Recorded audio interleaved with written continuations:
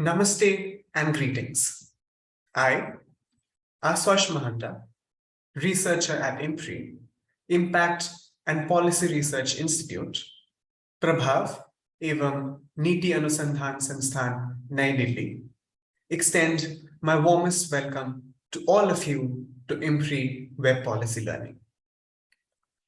Today, we are gathered here for day one of our online International Winter School Program 2023, a 3-day immersive online certificate course on feminism, fundamentals, facets, and future.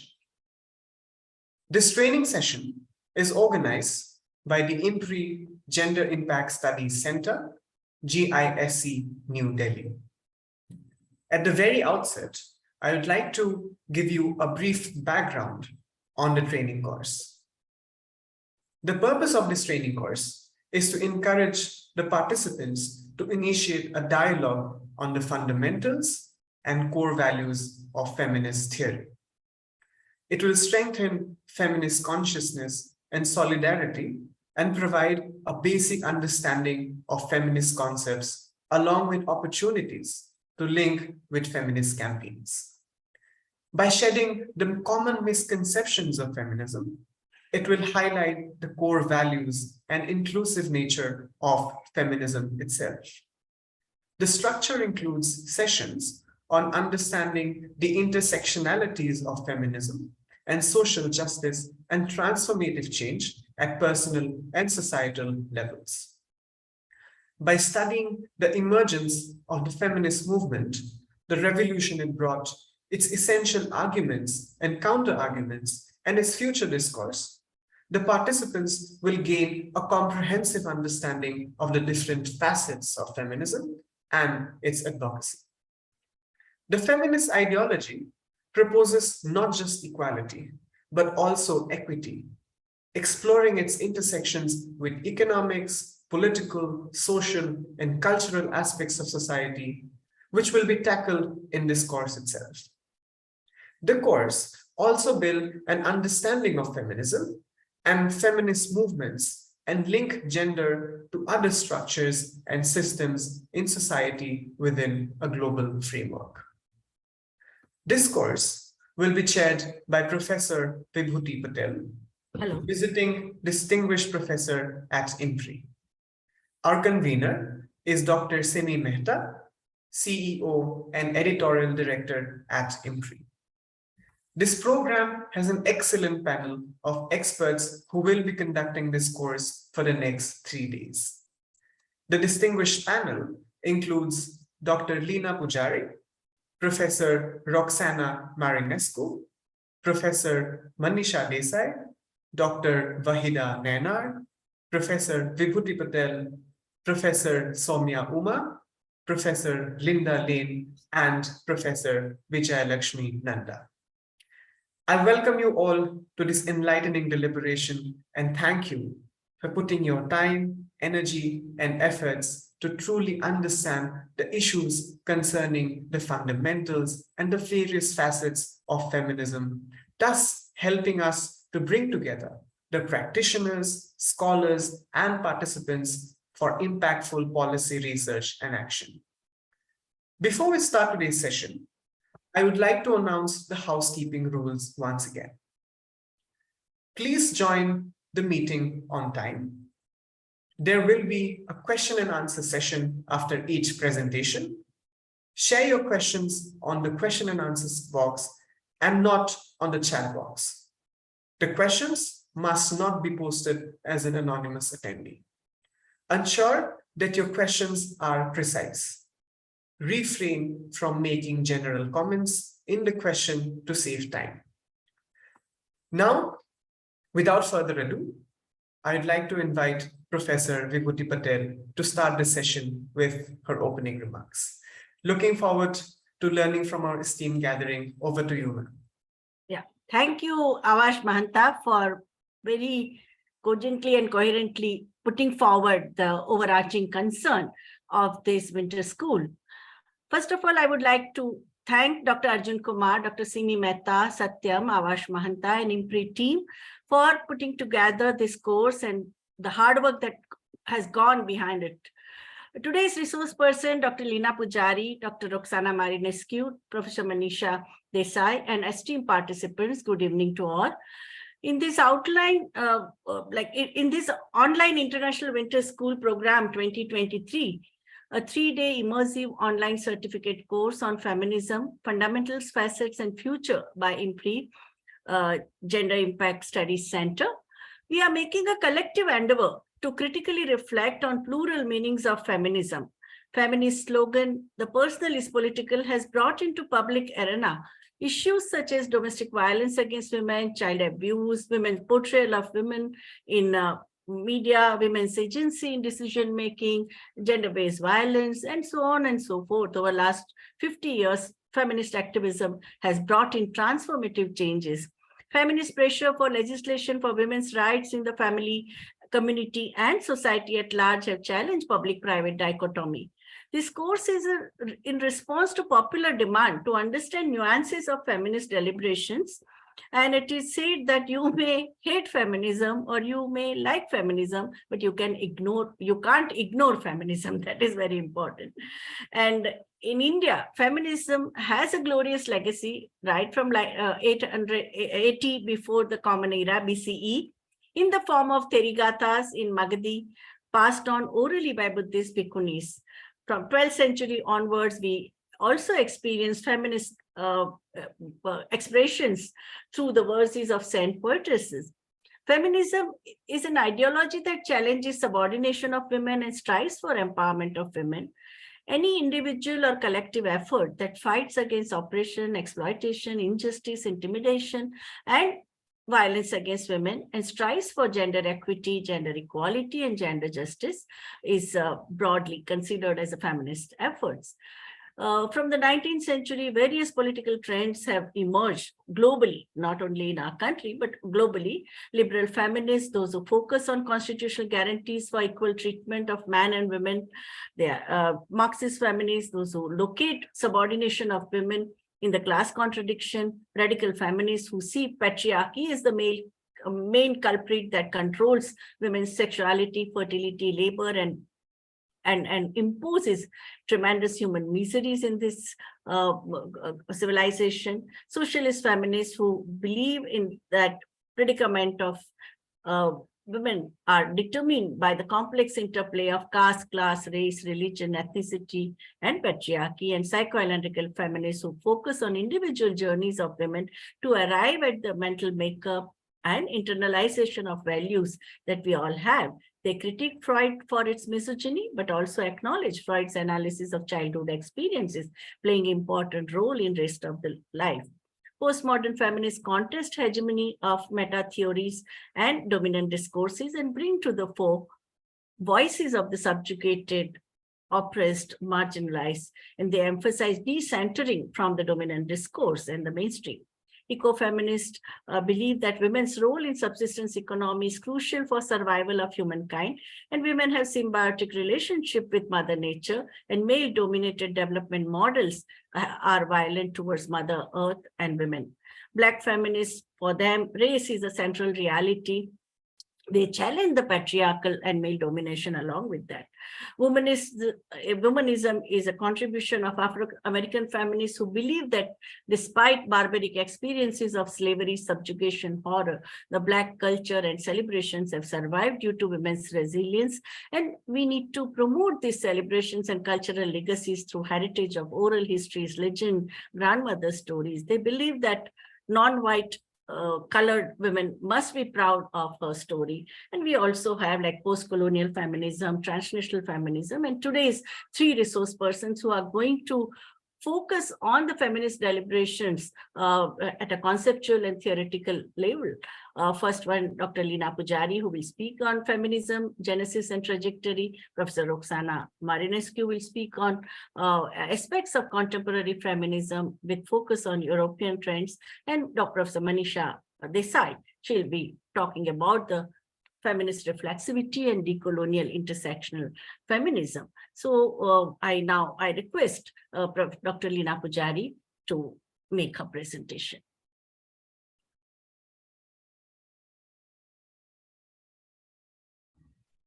Thank you so much, ma'am, for your wonderful introductory remarks. Now, with your permission, I would like to invite our first expert for today's session, Dr. Leena Pujari, who will be speaking on feminism's genesis and trajectory. Dr. Pujari is the Associate Professor and Head of the Department of Sociology, KC College, Mumbai. A very warm welcome to you, ma'am. We look forward to an insightful session with you today. The floor is all yours. Okay. Thank you, Avash. Before I begin, is this okay? Is it full screen? No, ma'am, not full screen. You can. Okay, I'll do that. So I go to slideshow and okay. Is it okay now? Yeah, yes, it is. Perfect. All right. Okay. One sec. Okay. Yes. Good evening, one and all. Thank you for that kind introduction, Aswash. And thank you, Dr. Arjun Kumar, distinguished feminist, Dr. Vibhuti Patel, the entire IMPRI team, Dr. Simi Mehta, Sumira. Thank you for this opportunity. Thank you for having me here. In fact, it's such an honor to be on the IMPRI platform and such a pleasure. And congratulations for doing this course again. It's wonderful to have it again this year. And I must say it needs courage to be able to do a course on feminism, given the kind of anti-feminist bashing that we see. I mean, I think it's much needed. As Dr. Patel rightly said, you may hate it, you may love it, but you cannot ignore it. So I think it's much needed. And I welcome all the participants as well. And I'm looking forward to a good discussion as well. So, I think I have 25 minutes. How much time do I have? Dr. Arjun? 25, okay. All right. So, so how does one sort of locate the origin of something of a rich and vibrant body of knowledge and movement and, a thought process? And I kind of thought a lot about it. And I kept thinking about it and I said, but before I actually delve into origins, which is what I'm supposed to do, looking at the genesis and the trajectory, what I thought I will do is first look at the concept of feminism. As Avash rightly said in his introduction, that this course is also about doing away with some of the misconceptions. And I hope to begin from there. Also because feminism is not a static concept, right? It has evolved. I mean, the feminism, what we know today, I think is very different from what it was in the 18th and 19th centuries. So it's therefore important for us to understand it. And what I'm going to do is I'm going to sort of enter this particular discourse through the work of 3 scholars. And I'm going to give you a contemporary take, basically. So I'm going to look at Bell Hooks and Sarah Ahmed, and closer home, Nivedita Menon. So first I'm going to look at what feminism looks like today. Of course, as I keep saying, there isn't one feminism. There are many feminism. That's what Dr. Patel also said. We talk of feminism in the plural now. So just as there is no one woman, there are many women. So there are many feminisms. But let's see, when we look at feminism through the lens of these 3 scholars, how does it look like? So let me begin with, for example, feminism has been understood and theorized by several scholars and feminist writers over the years. But I think that one theory that has kind of stayed with me has been that of Bell Hooks, the feminist icon, cultural critique, writer, of course, who is no more with us. But she speaks about feminism in interesting ways. She says, feminism is a movement to end sexism, sexist exploitation, and institutionalized sexism. And she says feminism is for everybody. That's a book that she has written. Going further, Sarah Ahmed, who is, of course, a British academic, in a very recent book published in 2017, says she, of course, takes off from Bell Hooks' definition of feminism. And she said, that's where I begin.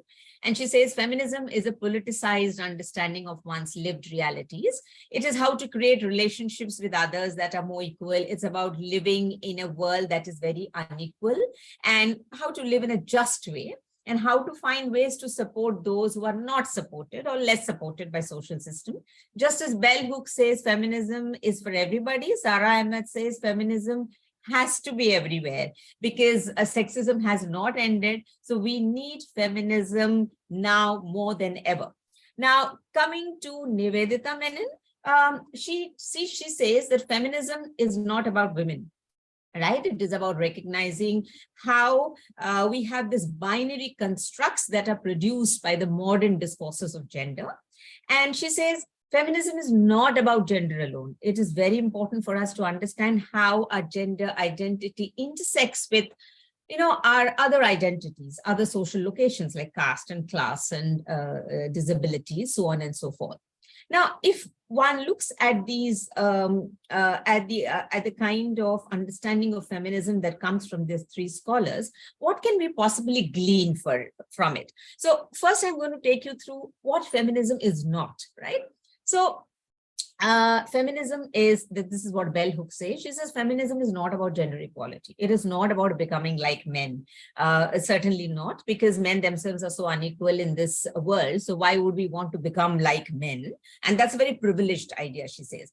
Then she says it's definitely not about, she completely debunks the idea of the commonality of oppression, right? That all of us are women, given our common biological identity. So we are all oppressed and men are all oppressors. She completely rejects these kind of universal claims. And she says that they have actually done a lot of damage to the feminist movement. Feminism is definitely about patriarchy, but not patriarchy alone, right? And it is definitely about women, but not about women alone. It is about multiple gender identities. So if feminism is not this, then what is feminism? So let's look at what feminism is. And again, I take off from Bell Hooks, and she says, feminism is understanding the interconnected nature of oppressions and interrogating systemic injustices. So, so she says, if the feminist vision is working towards a transformed world, a better world, then simply putting an end to gender oppression will not create the kind of world, because we will still have battles to fight, right? We will have to fight racism, imperialism, classism, and if I may extend it to India, also casteism, ableism, so on and so forth. But the feminism is definitely very personal. In fact, I often wonder that perhaps can I, as a feminist pedagogue or as just a pedagogue, can I really teach feminist theory without not being a feminist? I mean, in that sense, it resonates with our everyday lived realities, right? And therefore, even Bell Hooks says, she says, it feels so personal that she says, I found a home in feminism. I feel it's like a sanctuary where I can, live and imagine life in a different way altogether. It is certainly intersectional, because intersectional is where we begin from and we proceed from there. It's important to proceed from there because we also have to understand the power dynamics, and we have to understand the important role that power plays in everything, and therefore an intersectional understanding is a must. As one of the authors has said, feminism will be intersectional, otherwise it'll be bullshit, okay? One cannot understand feminism, right? Then of course we have, so it's reflexive. So feminists have always reflected. Feminism has had its own forms of marginalization. It has been exclusionary. It has not been able to extend its boundaries to all women. This happened in the case of, we all know, in the early women's movement. But feminism also reflects, okay? Feminism responds to challenges and critique. It doesn't close itself. I mean, even as feminists, we are, I think, constantly interrogating our social locations and trying to ask ourselves some difficult questions. It is, of course, about having a critical political consciousness. It is about a commitment. It is about a political commitment to feminist mass-based movements or mass-based women's movements. It is about transformation. It is about praxis, right? To be feminist, in fact, is a political act. we stand up for something. It is about solidarity. It is not just about us. As Bell says, we don't want this kind of lifestyle feminism where it's only about me. But what is very important is we need to connect with the idea of the collective. We need to connect with others. And, this is the kind of feminism that is really, truly transformatory. Okay, so having said that, and I hope this kind of clarifies the field a little bit, but now let me now sort of go to the whole idea of locating origins. And I kind of asked myself that where does one begin? Where do we begin? So because locating origins is like, so, in a very formal sense, the genesis of the women's movement is generally located to the Seneca Falls Convention of 1848, or the Anti-Slavery Convention just before that in 1840. And this is often referred to as the first wave of feminism. But as Jackie Fleming says, she says there have been many waves before this sort of first wave. And it's important that we retrieve those voices, those, because, she says, if you go back, it's about almost 2000 years of, attempts of politicizing injustices of gender. And if you see that entire landscape, it is dotted with acts of subversion, rebellion, questioning by individual women. These are individualized ways of resistance, not in a collective sense, but, as Bell Hooks says, that you can, your conduct and action can be feminist without you even knowing about it, or without you even being a feminist practitioner. And if it is, and in feminism is about interrogation and questioning the structure, it's about struggle, then this is precisely what these early women did. And if that is so, I think we need to locate the origins. We have to go back to the 4th, 5th, 7th, 11th, 12th centuries. Perhaps we have to go back to the Greek era to understand what happened. So just to kind of give you a little bit, that was a time, the Greek, of course, it was a cradle of civilization. The Greek era was a cradle of civilization. We had these wonderful philosophers who lived, Socrates and others. But it was also the era, it was full of misogyny, patriarchy, hatred for women was rampant. And of course, we had all through the years, all through the centuries, we've had these great philosophers, anatomists, biologists, telling us about how women are not supposed to be in the public sphere, telling us about how women are supposed to be in the private sphere. And they said many things. This is just some of them, that, women are biologically inferior, so they are kept at home. Their heads are so small, they're good at nothing but only crochet work. Their hands are so weak, and they cannot study science because their reproductive organs actually make them very irrational.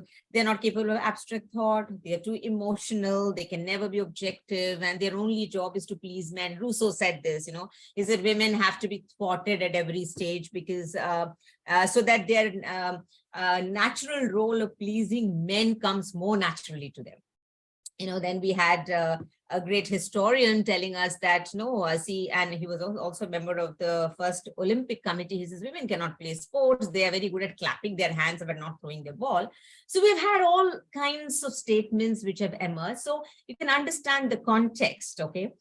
But despite all this, we had women who crossed boundaries, who subverted the norms and who raised very uncomfortable questions. And of course, all of them came to be known as fallen women. So who are those fallen women who have a mind of their own, who ask too many questions, who are very intelligent, who want to study, who are too opinionated, who ride bicycle? These are the women who are fallen women, sort of now. And there were many of them, just some of them I have included here. Emmy Noether was one of the finest mathematician. In fact, Einstein described her as the most significant creative mathematical genius. Then we've had these 4 women doctors, one of whom was Dr. Joshi, Anandibai Joshi. And of course, this was in India and also in Europe. Then, of course, the famous James Barrie, who was actually labeled as a woman at birth, and she was Margaret Bulkeley. But the desire to study was so intense that she had to disguise herself. First, she studied behind curtains. She heard what her brothers were being taught behind curtains. And then, of course, she had to disguise herself as a man. And then she became the army surgeon. And of course, we had, we had a Black women who, in fact, just with all the kind of hurdles that came her way, studied, and she alternated her study with a year of cotton picking until she became a well-known doctor. Then we have the case of African slave Phyllis Wheatley, who wrote such wonderful poetry that actually 18 men came to check whether a Black woman can actually write such good poetry. So, these are, and then of course, all through, if you move 15th, 16th, 11th century England, for example, the first attempts at resistance happened within a religious framework, where there were families which sent their unmarriageable daughters who were giving them a lot of trouble, send them away to convents. But interestingly, these convents gave these women, opened up emancipatory spaces for them. They were able to read, write, think. And in fact, one of them, Hildegard of Bingen, became a nun and a priest, which was so rare those days. So we've had these kind of, as you can see, the snippets of resistance all through history. There are these two women to whom we generally credit, who have been considered as the initiator of feminist ideas. So we had Olympe de Gouges, who in fact, in response to the Declaration of the Rights of Man, came out with the Declaration of the Rights of Women. And she very fiercely and very forcibly argued that a woman is born as a man's equal, and therefore she is entitled to the same rights as the man. Then, of course, we had Mary Wollstonecraft, whose Vindication of the Rights of Women was an excellent classic. Okay, so here are these two women. However, so this was, and now when you move to America, when you move to the United States in the 19th century, there's an interesting history that plays out there. So, women participated in large numbers in the anti-slavery convention, in the anti-slavery movement in America. Interestingly, white middle-class bourgeoisie women participated in large numbers, and Black women were also there, of course. And the reason the white women participated is because they thought that the status of housewife was similar to the status of a slave, because they felt imprisoned, because after Industrial Revolution, when the home was displaced as the center of production, and, women who earlier had a very productive role were then confined to the home. And then, of course, there was this boredom and monotony, and they thought it was living the life of a slave. So they participated in this movement in a big way. However, they encountered sexism within the movement, right? And in fact, the first, there were only 4 women who were invited to the founding convention of the Anti-Slavery Society.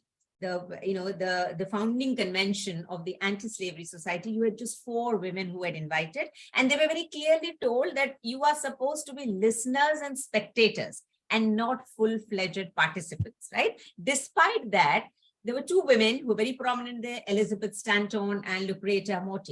Lucretia, she stood up and she spoke, but at the end of it, they were not allowed to sign the declaration. Soon after, we had, there was the anti-slavery, the Global Anti-Slavery Convention in 1840. This was in London. And here, the women faced a similar kind of exclusion. That is when these 2 women, Elizabeth Stanton and Lucretia Mott, decided that when they go back to America, they are going to establish a separate women's organization, so that they could, because they realized that this was true not just of the anti-slavery campaign, but all campaigns, whether it was the trade union, whether it was related to work. Everywhere, women felt marginalized, sidelined, and men took center stage.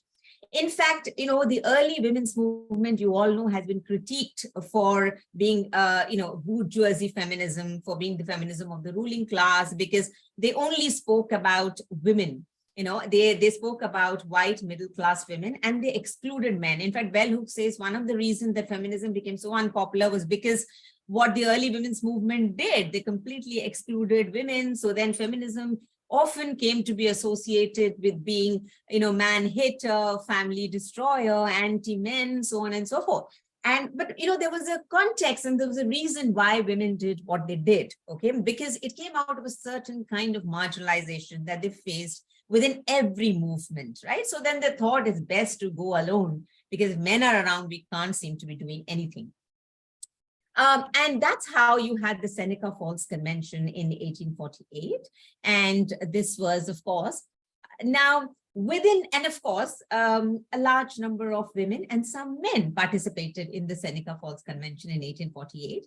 And one of the women and then of course, there were many meetings, there were many conferences. One woman who was a constant attendee and a participant in all these conferences and meetings was Sojourner Truth, okay? She was an ex-slave and she was a Black woman. And she talks about an Angela Davis book, if you read, she talks beautifully about Sojourner Truth's experiences of being within the women's movement and of experiencing racism and classism within the early women's movement. So her famous slogan, "Ain't I a woman?" Okay. So initially at one of these gatherings, where a man said that where they were kind of deliberating on the right to vote. So a man said, why do you even want to give women the right to vote? I mean, a woman cannot even get into a carriage without the support of a man. She cannot even walk over a puddle without the support of a man. And immediately after this comment, Sojourner Truth stood up and she said, I have done all of this and I never needed the support of a man. She said, I have plowed, I have planted, I have been lashed, okay? I have gone through all of this and there was never a man to support me. And she in fact showed her muscles, and as she showed her, hand, she said, raised her hand and she said, look at my arm, look at my muscles. I'm able to do all of this. Ain't I a woman? And then, but she noticed that within the women's gathering, she wasn't allowed to speak up because she was a Black woman. And white women whenever Black women rose to talk about voting rights for women, and because she was a fierce arbiter of women's rights, she found herself being silenced. White women asked her to shut up or to keep quiet. And then she said on one of the occasions that, even if I am a Black woman, yes, I'm a Black woman. Yes, I'm a poor woman. I'm an ex-slave, but I'm a woman nevertheless, right? And therefore, my claim to rights is as legitimate as the claims of white women. Okay, I cannot be distanced. I cannot be marginalized. I cannot be pushed to the margins just because I'm a Black woman. Because there were also a lot of talk about how white women should first get the right to vote and not Black women. So you see that was, of course, the first wave of feminism. Now, the second wave, I'm now, of course, looking at taking you through the trajectory of the feminist movement. Now, the second wave of the feminist movement, of course, started after the Second World War. And these are some of the very famous classic texts that I'm going to briefly talk about. It began with the work, we had Simone de Beauvoir. In the second sex, she spoke about how women are always othered. Women is, she is never the self, right?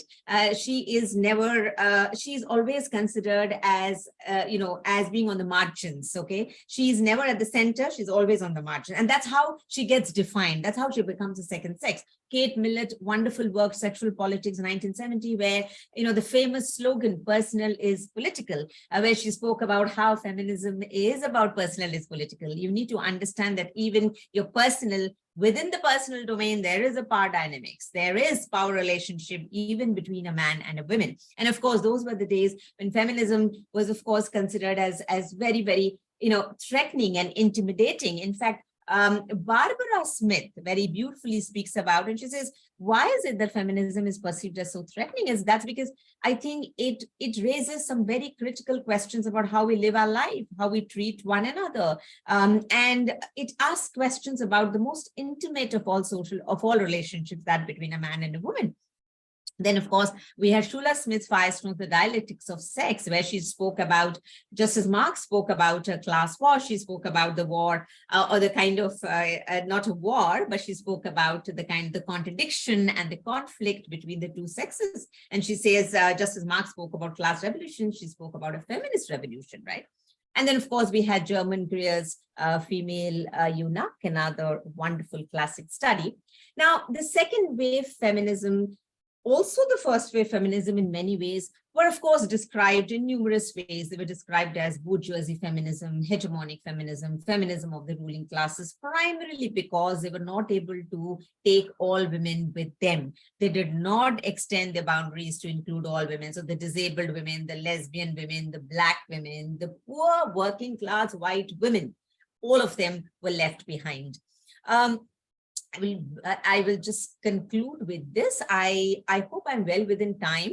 Let me know if I've exceeded my time, Dr. Raju. Please, Dr. Leena, you have more time because Dr. Manisha Desai is traveling. She will be taking session tomorrow. And tomorrow we are only two, we can accommodate her. So please go on. Okay, all right. Okay. And Professor Roxana also has 1 hour. No problem. Okay, then probably we'll take because I had prepared for a 20-minute thing. If I'm exceeding, it's good enough. I'll be able to cover all of that. So we can take some of, no problem. Go ahead. So then of course we move to a postmodernist and post-structuralist turn. Some of this I'm sure will be covered in the next few sessions.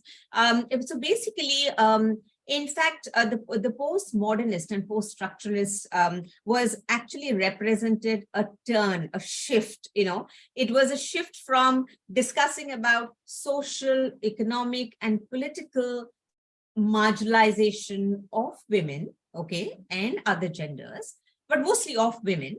And from discussing about structured inequities, we moved to, it was a cultural turn. So, where we began discussing about with the feminist movement, engaged with questions of culture and cultural identity, politics of pleasure. So it was not just a politics of marginalization, but we also began to engage with questions of pleasure. I mean, so, we had theorists asking whether is feminism all about, is it all about marginalization, inequality, oppression, exploitation, or is it also about pleasure? Is it also about, the idea of being free, being rejuvenated, and looking at other kind of things? So can we, for example, look at the politics of sexual pleasure? Can we, for example, talk about the politics of pornography? Can we look at these kind of things? And of course, also in a way, so the postmodernists and so the post-structuralists focused a lot on language. Okay, so we moved. The whole idea was, and of course, the category of women was destabilized. Okay, and this whole idea was your identities are not fixed, right? They are fluid, they are shifting. So there is no such thing as a woman. Right? There's no such thing as a man. We need to disrupt these kind of identities. Why must we freeze these kind of identities, right? But then, the postmodernist turn has also, the postmodernist perspective or post-structural feminism has also been critiqued. Sylvia Walby does it beautifully, and she says, whatever said and done, okay, structured inequities haven't come to an end. Sexual exploitation, control, intimidation, harsh economic realities haven't come to an end, right? Economic deprivation, marginalization haven't come to an end. So it is, we have to keep engaging with these questions, even as we debate and deliberate on other issues within the feminist movement. And finally, to conclude, there has been a very interesting critique. So when I was telling you about where do I locate the origins of the feminist movement? And I told you, I was asking about, whether do I locate it in the 19th century when the term feminism was actually coined, or do we locate it in the 20th century when we could see a very visible women's rights movement unfolding, or can we sort of, but even if we are looking at these points of origin, we are essentially looking at a very Eurocentric model. We are looking at the context of Europe and America, right? Can we look at multiple points of origin? Can we say, so for example, there have been sort of movements in Egypt, in Africa, there have been, can we call them feminists? I mean, there have been women's rights campaigns in Africa much before the Seneca Falls Convention happened in America. And what happens is when the feminist history is structured around a very limited cast, of white European middle class women, okay, then we run the risk of misreading versions of feminist versions of history which might be there, but we don't see them at all. Okay, so therefore it is also very important that even as we begin, because all your books will tell you this, and most of the conferences we learn about, with the points of origin are invariably Europe and America. Of course, the next session, Dr. Patel will tell you about in India itself, we've had a very rich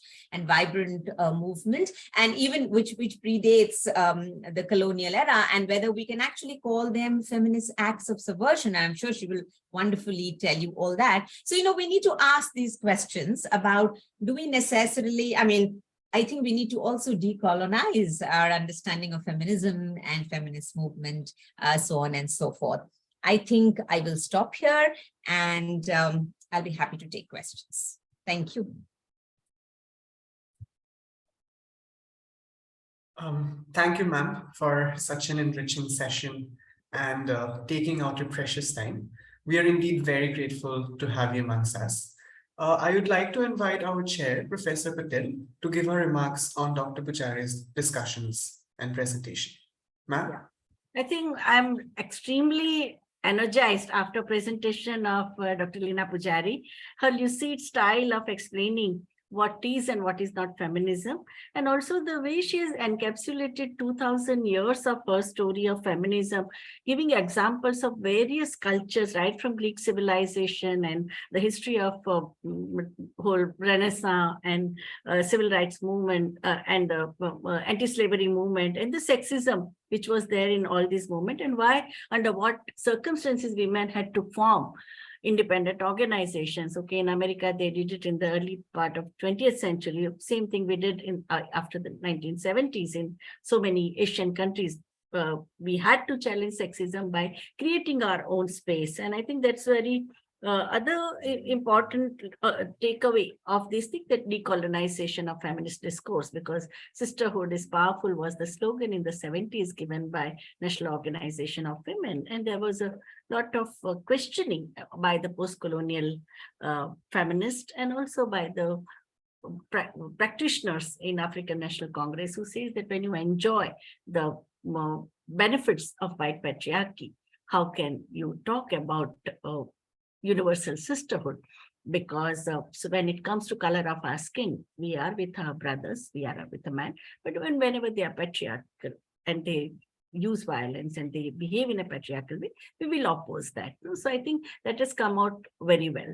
And I think the one thing that, and she also said that we also have a very strong legacy, as I told, right from the Therigathas to Janabai's work in the 12th century and the Saint poetess's work, Habba Khatun and Lal De, and later on in the 15th century, we had Mirabai, and we had Bahinabai. So all that is going to come, but I think she has set the tone, and I think a very lucid way, and also in a very historically chronological order in which she has explained the feminist expressions, collective work, individual work, the backlash that they faced at different stages also, because so much of chanting had also taken place, and that too she gave so many examples.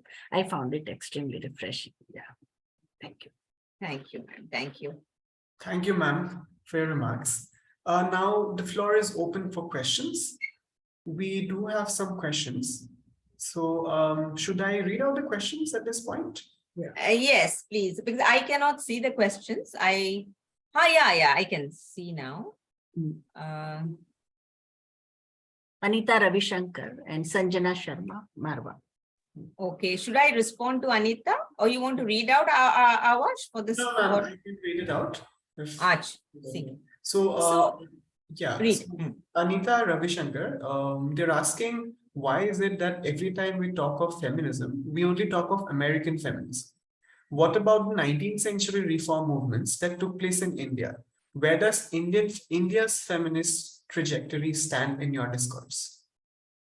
Thank you for the question, Anita. That's precisely what I also said in my presentation towards the end. I said we generally begin with, in an American context and a European context, which is problematic. I also said that. So that the whole idea of decolonizing the feminist discourse is something which is very important. But I didn't speak about, of course, India is very important, but I didn't speak about it because we have a session on India right after. So where Dr. Patel will talk about the social religious reform movements, the nationalist movement, and how the women's question was tied to these movements. Certainly you will, those are very important points of origin. I totally agree with you. And I in fact flagged that in my presentation as well. Yeah, you did. Ma'am, there's another question. It's in similar lines. So I think you've tackled this self. So they're asking, how can we really explore the trajectory of feminism in other parts of the world? Similar question. A similar question, yes. So, you know, you can, last year we had a session on the Middle East. So the Middle East and in fact, Southeast Asia also, those are areas that you can explore. I mean, some very good work has been done, and Africa, Middle East, East Europe, even Russia, yes. China also, they are persecuted, their voices, they are suppressed, but still there are feminist mobilizations and protests. Yeah. So I think we really need to understand whether, you know, it's very important to know that can these be considered as feminist acts of subversion? I mean, are they feminist action? I mean, you can live your feminism, I mean, in your conduct and action without, I mean, these women did not know about feminism. Perhaps did not know that these were feminist acts of rebellion. But the fact that they rebelled, the fact that they questioned, interrogated the structure, and they transgressed boundaries, it itself a feminist act in that sense. Though it was there was no sense of, I mean, you know, that kind of connection and solidarity and the collective thing may have been missing. But nonetheless, they cannot be dismissed as simply simple acts of rebellion. There was an element of, and we have to look for such similar acts everywhere. And there is a lot of literature which is available in this area as well. One important thing which I think must go to the audience, and I don't know whether I kind of sort of elaborated on that enough, perhaps I didn't, this whole idea when I spoke about reflexivity and I said how the feminist discourse has been very reflexive, it has sort of been, sort of looked at, it has been very open to criticism and challenges both from within and outside the movement. I think, which is why we moved from women to gender. I mean, and the idea of locating it within multiple gender identities, how, you know, that has been the contribution of postmodernism. The idea of there's no such thing as one woman. There's no such thing as one homogeneous concept of women. There are different kinds of women, right? And have we taken them all? I mean, that's a difference in the kind of, there are two things in the feminism that we do today, which is very important. One, of course, is in disrupting the category women, destabilizing it. And the other most important thing is to understand that in feminism, you can't talk about patriarchy alone. You can't talk about gender oppression alone. You have to understand how how your marginalized status actually intersects with your other primordial identities of caste, class, gender, whatever, and the kind of experiences that that intersection produces for each one of us. Those experiences could be disabling, they can also be very enabling. I think it's very important for us to understand how all this plays out. So in that sense, feminism becomes a very rich discourse. You know, I do this course on gender studies. I've been doing it for 9 years. And, you know, after the sessions, the one of main objective of the course is to understand, is to enable a feminist understanding, right? At the end of the course, when I ask my students what do they think about feminism and would they describe themselves as feminists, some interesting responses come. Some of them say, okay, we took this course because we wanted to be a better feminist, right? Some of them say, we thought feminism was totally something else. Now we know what feminism is, but we don't want to take on the burden of calling ourselves a feminist because we feel that we are not yet ready for that. We need to know much more. And I really welcome that. And some others who say, we totally believe in what feminism stands for, but we would not label ourselves as a feminist because it invites trolling, right? And, Bell Hooks also puts this very interestingly. She says, one reason why feminism has become it has alienated us is, so it's much better to say, instead of saying I'm a feminist, can we say I advocate feminism? Because the moment you say I'm a feminist, there's a certain stereotype that emerges. So probably we need a little bit of separation.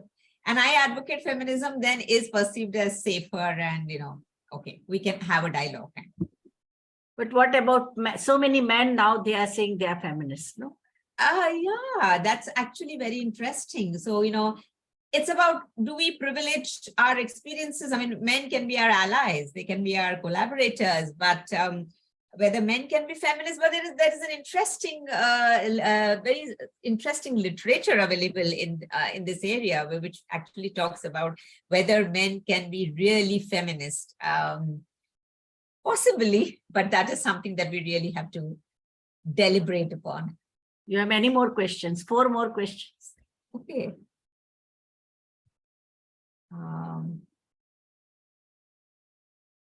Okay, Sanjana, can I take the questions? Ashwa, can I take them directly? Sure, ma'am. Sure, ma'am. Sanjana ji, you can also speak, unmute and speak if you want to ask by yourself. Yeah, that's a better way of doing it. Yes.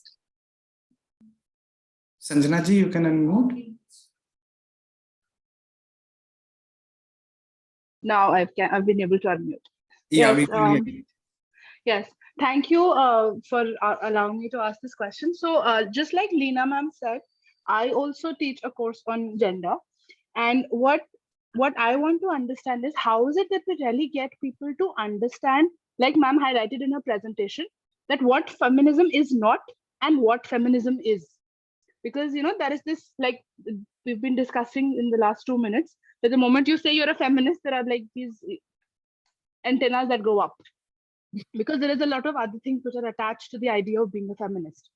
So the same thing would also, I believe, come to the fore when I say that I advocate feminism, because there is this assumption that feminism implies being anti-men. So my question is, how do we really get people to understand, what feminism really is? Because printing pamphlets and asking them to read it will not work. No. So what is the suggestion that you have? Yes, Bell Hooks says that when you say, I advocate feminism, then the question comes, so what is feminism, right? So then, in that sense, so I think, Sanjana, one of the things that I do often is, and I say this, that I think a feminist pedagogue plays a very important role in the gender studies classroom. And being a woman is not coterminous with being a feminist or having feminist insights. To really get students to have a nuanced understanding of feminism and not get carried away by, I'm quoting my students. I know some wonderful stuff is available on social media, but there is a lot of problematic stuff also. Like many of my students say that they come to the course because they want to know more about feminism. They know something about feminism from social media, but they feel that the knowledge is inadequate, partial, and incomplete, which is why they come here. So you actually, the best way to tell students about feminism, I think you have to first produce a safe classroom, right? So what does it mean to produce a safe classroom? So you can, for example, your classroom might also have boys, and boys, I'm saying boys, I'm going by gender expression.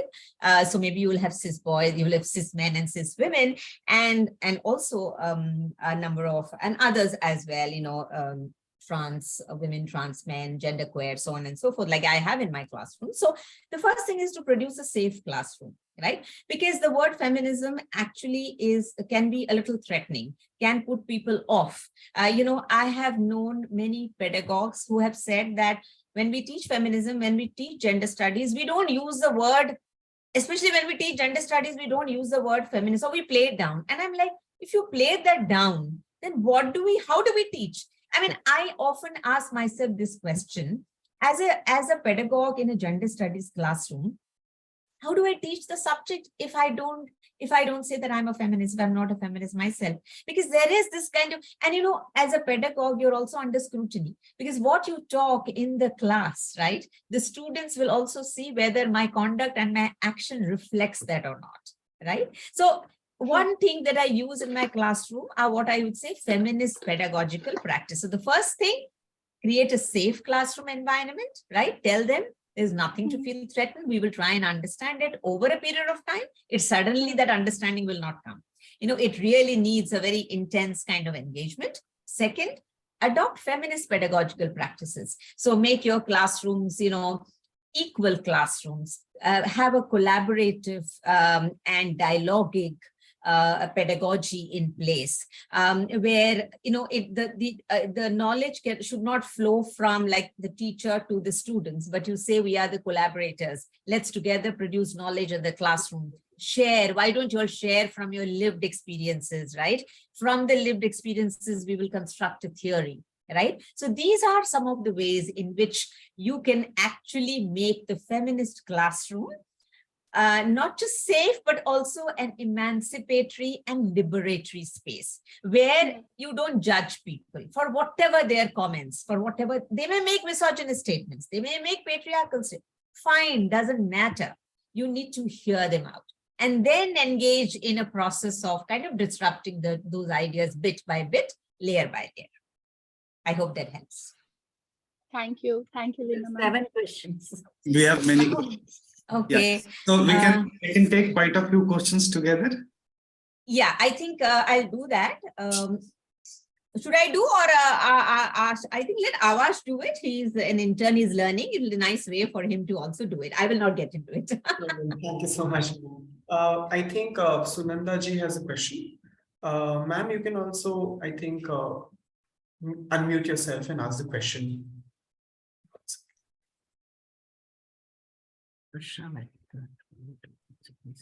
Or I can also read it if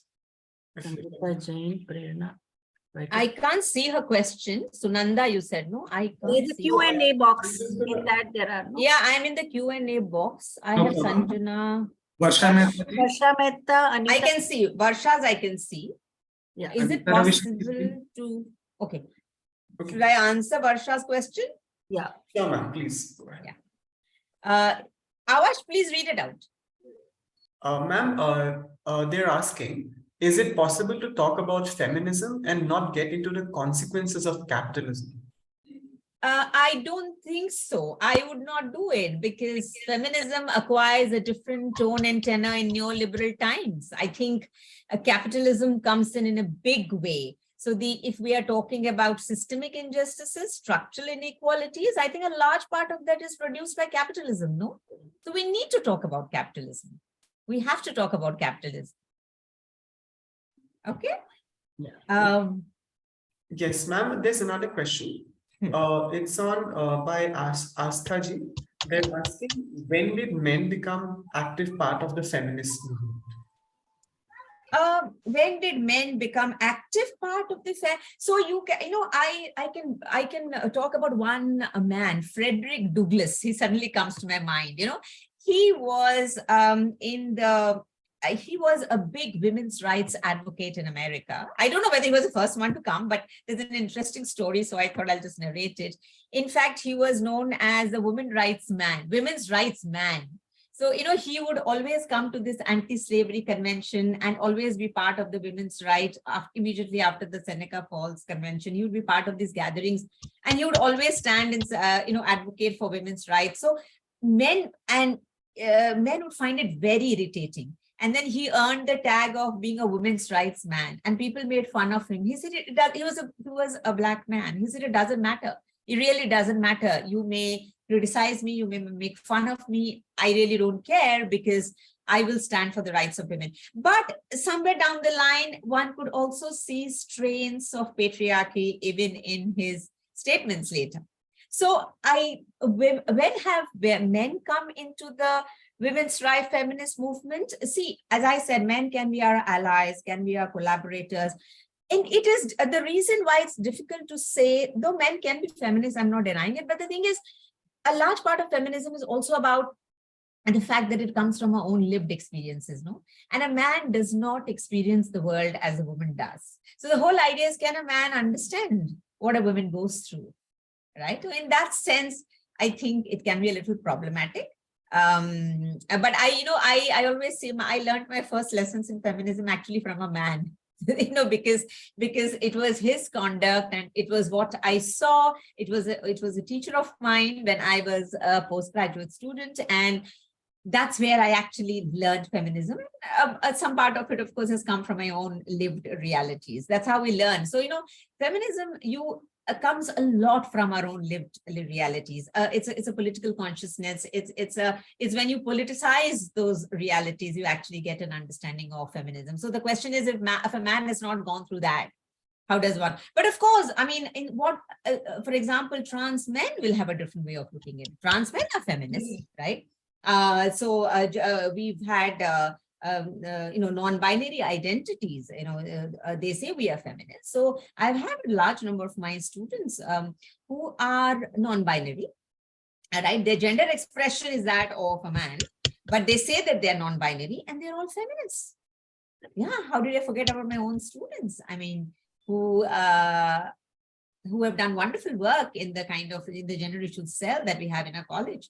So yes. In that sense, yes. And I'm sure Dr. Patel will throw more light on it. So, okay. Yes. We can just read it and then you can answer it together. So, Prerna ji, they're asking, it's a long question. There have been instances on social media where we see debates where feminism is grossly misconstrued and often looked as a threat to men and culture, especially in this day and age of opinions and open interpretations that may or may not be accurate to the original intentions of the movement. Do you think the movement needs a recalibration in terms of how it projects itself onto real world scenarios so as to be more effective and not a tokenized as it is often charged?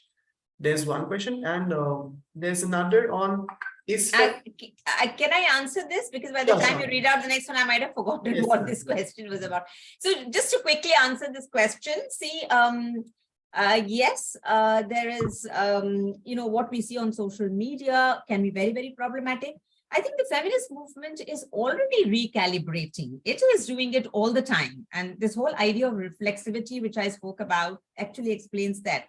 But then we also see a diversity of positions within the feminist movement. All of them don't think alike. All of them don't stand for the same thing. All of them don't believe in anything. But ultimately, what all of them stand for is the idea of a gender just and equal world that is free from all kinds of oppressions, right? So yes, I mean, feminism, yeah, the tokenism that you spoke about, yes, that is certainly, the tokenism in a way, it helps the feminists, because bell hooks also draws this distinction between reform and revolution. She says a large part of the early women's movement was about reform. It was just about becoming like men and advocating rights, social and political rights for women equal to those of men. But the real idea, which is why the movement suffered, the real idea was dismantling the system. Can we talk about a revolution? But this idea of revolution itself is perceived as threatening. Right? So I think it's a complex terrain and you have to navigate it very carefully, yet be very sure about where you stand as a feminist, right? We've had very interesting descriptors of who a feminist is, there is this thing of a safe feminist. Who's a safe feminist? Who's wearing a sari, has a plaited hair and is wearing a bindi and is talking about feminism is a safe feminist. But a feminist who has kind of short hair and is crisp kurta and a jhola bag becomes an activist kind of feminist. So these are so it's really about so I think the feminist movement, especially the fourth wave movement, the fourth wave feminism, which was largely happened on social media, isn't it? In the wake of the Me Too movement, a large part of it actually happened on social media. We also saw a kind of a division between the older and the younger. It was constructed as a kind of division between the older and the new. And even when that was happening, you saw some of the earlier feminists in India actually responding very well to the young feminists on social media and lending support to their cause. So I think feminist movement is very reflexive. It adapts. It is adapting to the changed times and circumstances. Yeah. Certainly. Quite diverse also. Yes, quite diverse. That's the, I think, that gives it dynamism. No, it's not. Absolutely. Yes, ma'am. Thank you so much, ma'am. Ma'am, due to a shortage of time, we're going to Yes. just read some of the important questions. There's one about by Neelamji, who's asking about lived experiences. Is feminism about lived experiences of structural inequalities? If so, then people, irrespective of their gender, who have lived such experiences can be called feminists. So that is one. And there's another on how feminism can and should deal with identity politics. And also Dalit feminism. See, there is what about Dalit? And then there is another question that is on can you give the names of theorists who write postmodern and post-structural feminists? This is by Anita Ji. Oh, there are quite a few. One of them, of course, is who talked about the gender matrix. Dr. Patel. Yeah. Maybe you can talk. Who is who spoke about? I'll tell you. I'll just post it in the chat box. Let me quickly answer those questions about identity politics. We have. In the Indian context, it has played out. We have seen that. I mean, we have seen that in the case of the Shabano movement. We have seen that in the case of the Roop Convener case, the case of Sati, which happened in Rajasthan. We have seen that in the case of caste. I mean, we saw it very recently in the case of Hathras.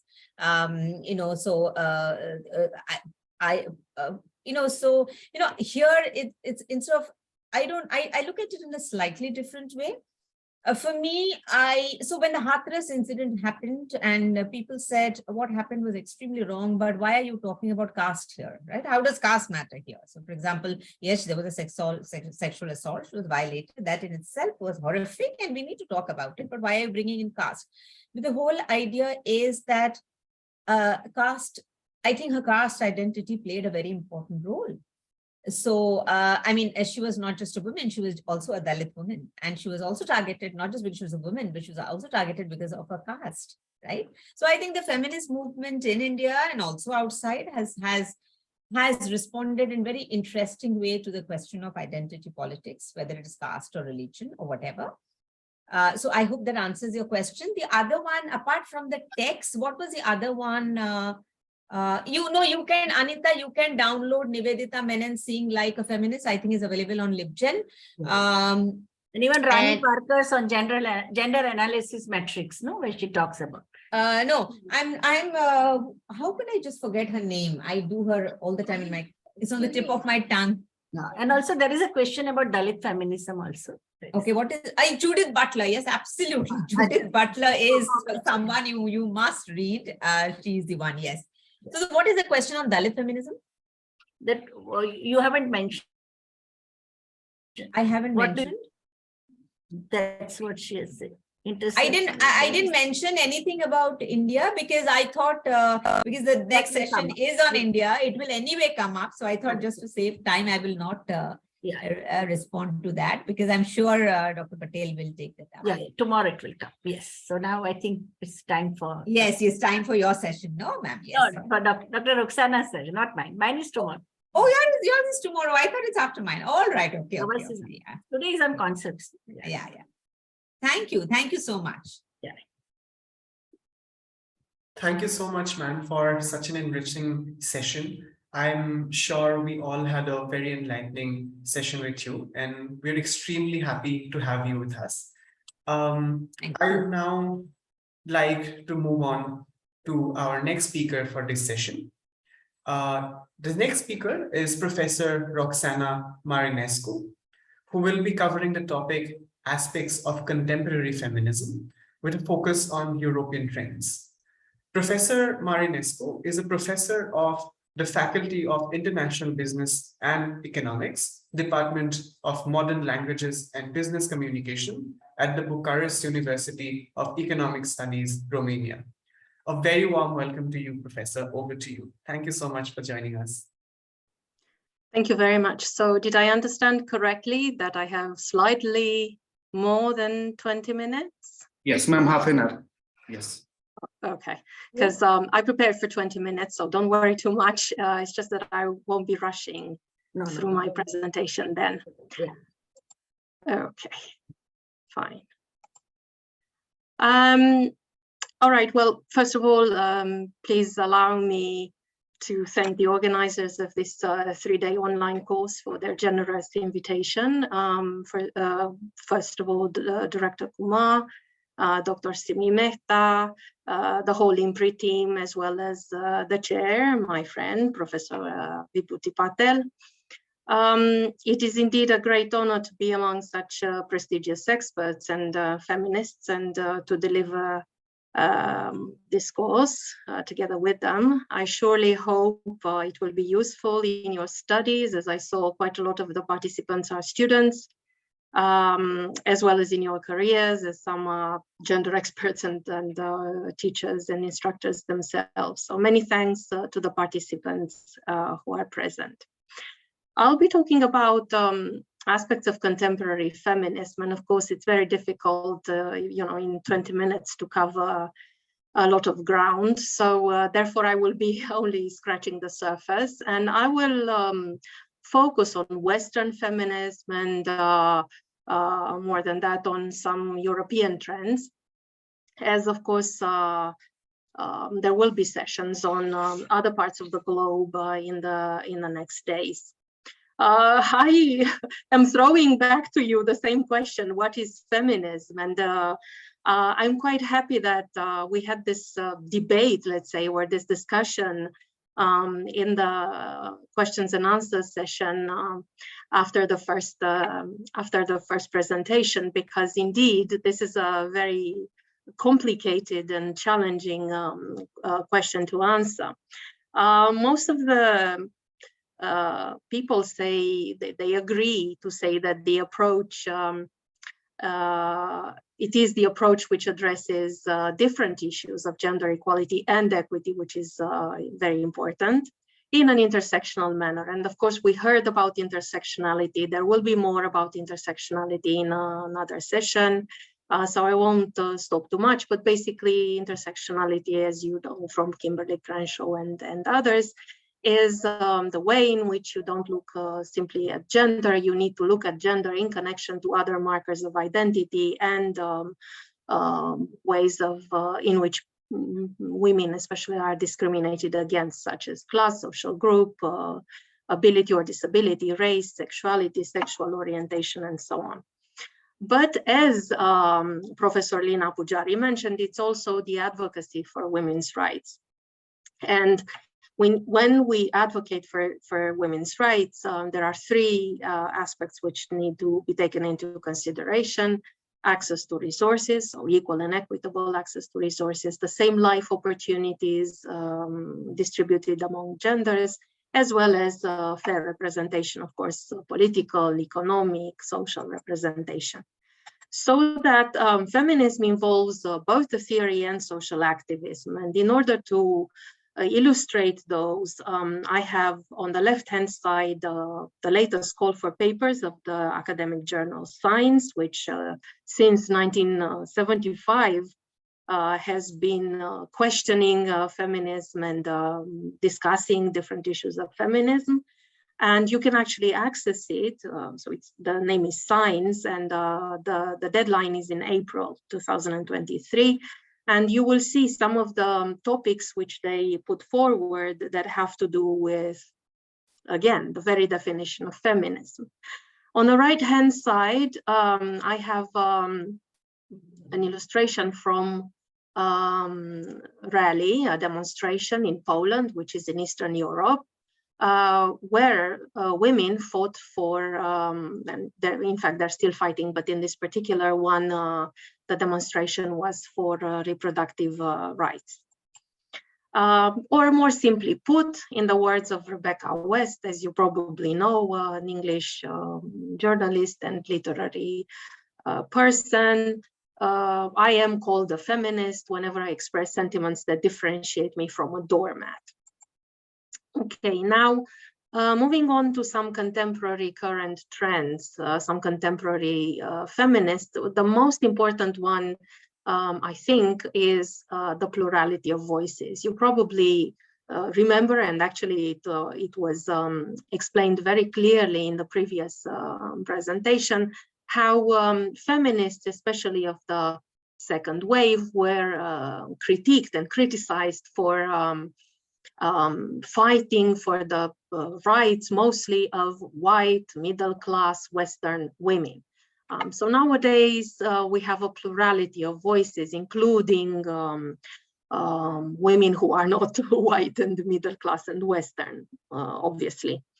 The context, of course, is positive and negative, so it's very, very complicated. Positive because there are some changes in education, labor, and sports in which, or from which women have more access to these, for example, to education. There are more women in education than ever before worldwide, not just in the Western world, at all levels. The labor market has opened for women again as never before, and so has sports. Generally speaking, there are more liberal attitudes towards female sexuality, as well as generally sexual orientation, the ideas of you know, a non-binary aspects of sexuality, gender, and so on. But at the same time, there is a negative aspect in all these, because there is clearly backlash, and there are movements of the right wing that try to stifle all of these conquests of feminism. And also we need to place this in the context of general crisis in the world. We are approaching, or we're in the middle of, depending on the economic school we're looking at, economic crisis. We have crossed the COVID pandemic, so health crisis, which is not yet over, I think. There are political crises everywhere, wars and conflicts, also in Europe. I mean, we had a conflict in Eastern Europe in the 1990s. There is one right now in Ukraine, so we're familiar with those in Europe, as of course everywhere else in the world. And in this context, once again, the idea of the plurality of voices. If we look at feminism, we can decipher, we can delineate a few trends. And the first one is the idea of intersectionality, which again has been mentioned and will be mentioned. So therefore, I will not stop too much on that. Also, the connection between feminism and the environment through ecofeminism and various more diverse variants of ecofeminism. The way feminists support a sustainable lifestyle in order to save the planet. Then perhaps we should mention the focus on the ethics of care, but I will not develop this idea. Actually, if you're interested, you can check on the IMPRI social media and site. I delivered some, I think, a number of 2 presentations in which I focused quite a lot on the ethics of care. So if you're interested in that, you can access them online. Another very, very important characteristic of feminism nowadays is this desire to network with other feminists, so to have like a solidarity and support network, feminist network, to offer mutual support, and sometimes with I wouldn't say the exclusion, but sort of outside without the intermediary of the Western feminists. Because of course, we need to respond to this kind of backlash of the neoliberal forces, illiberal forces as well in Eastern Europe, and some conservative ones around the globe. And I know you are very well aware of those in India as well. So that we have a variety of feminisms nowadays, and I mentioned here just some of them. And also on the left-hand side, I just put a picture of the Feminist Manifesto for the 99%, with the exclusion of the 1% privileged women, if you want, which was published in 2019. And actually, I will have a bibliography page at the end, so you can take the site and you can access it and read it if you haven't so far. And I will come back to it in a minute. So in the next few slides and the next few minutes, I just stopped at some challenges that we have to contemporary feminism. And I will start by this idea that we're actually witnessing the aftermath of feminism, or the end of feminism. We're actually in an era in which feminism has been undone, and we live in post-feminism.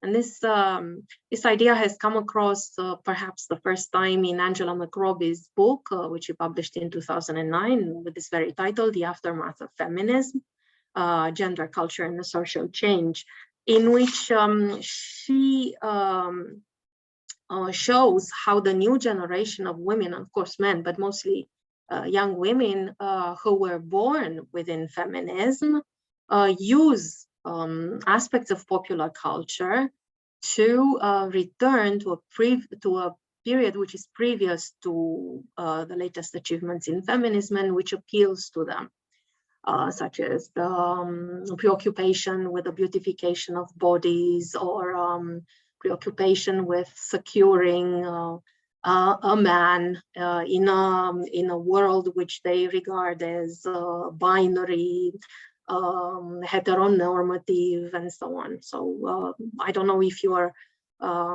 aware of books such as the Bridget Jones's Diaries. Also, there were some films which were made after them, as well as Sex and the Cities, which perhaps you're more aware of.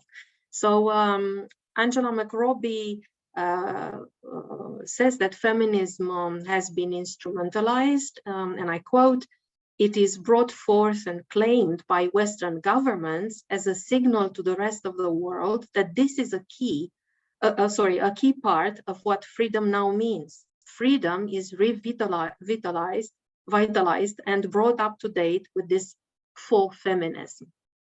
Okay, so post-feminism, which equals with faux feminism, which brings us to once again, the neoliberal context, another challenge to feminism, very difficult to oppose to, because you know how neoliberalism has to do with focus on competition, on individualism, and so on. You know, the forces of the market and so on. The so-called transnational business feminism, or market feminism, or how feminism has become the handmaiden of capitalism, as Nancy Fraser called it in her Guardian article in 2013. Of course, she also gives some solutions. You can actually see them on the screen. I will not read them for you.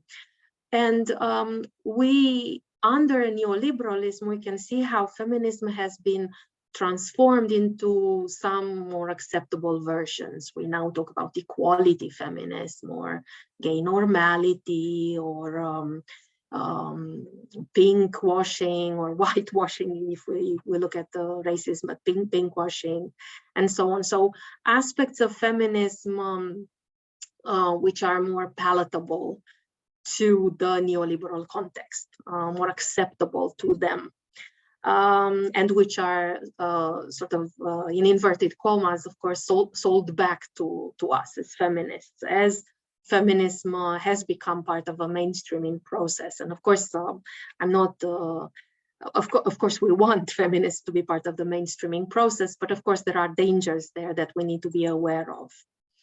And one very good example of that is a book which was written in 2000 and published in 2013 by the CEO at the time of Facebook, Sheryl Sandberg, in which she encourages women to lean in other words, to be self-assertive at work, to be ambitious, not to have the imposter syndrome, which is more frequent in women, because if they deserve it, if they are virtuous, they will get the positions that they aim to.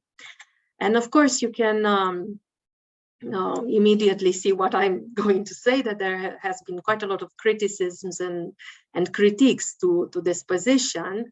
I will only refer to two of them, Susan Faludis and Bell Hooks, who immediately call Sandberg a full feminist and critique her for writing this book, which in fact, Sandberg had called her book a feminist manifesto of sorts.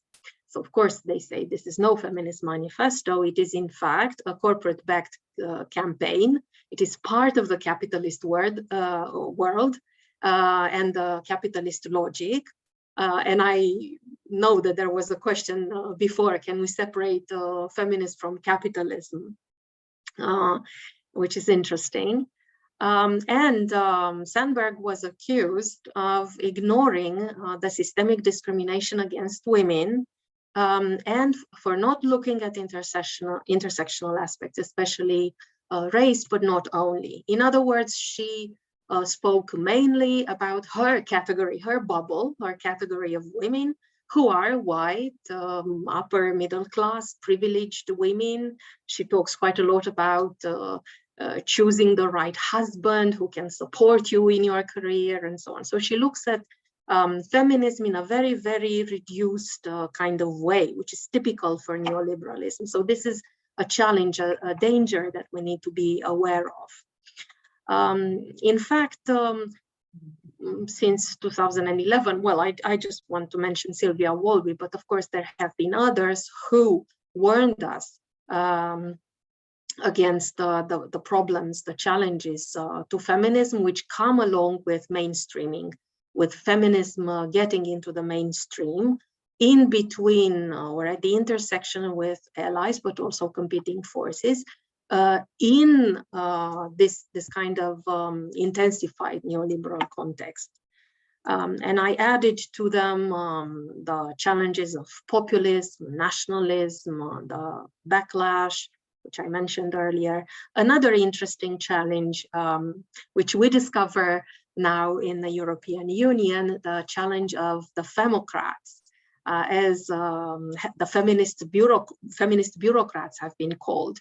You know, when they were co-opted in the mainstream and in the establishment, and they started delivering their bureaucratic view of feminism, which we're now given back, you know, from top down, and we're supposed to adopt without thinking too much about. And of course, the challenge of envisioning the feminist future after the pandemic, which is quite a challenge, I should say. In terms of activism, because I mentioned, you know, there's theory, there's also activism. I don't know how much you know about this movement, which comes from Argentina. It originated there in 2015, but it spread out through Central and South America, a little bit in the United States, and a bit in Europe, mostly in Spain and Italy.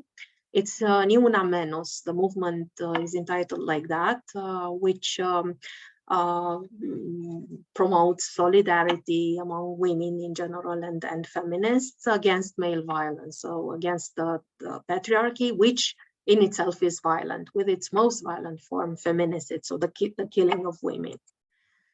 Now, moving on to the situation in Europe, in the European Union, we have, which covers most of Europe, not all of Europe, but most of it, We have an Institute for Gender Equality, which every year provides a gender equality index.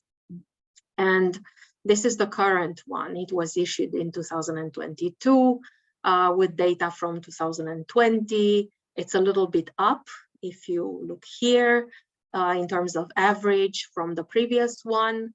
So the level of this index for the European Union is 68.6 out of 100, of course. So you may say that it's not that bad, perhaps.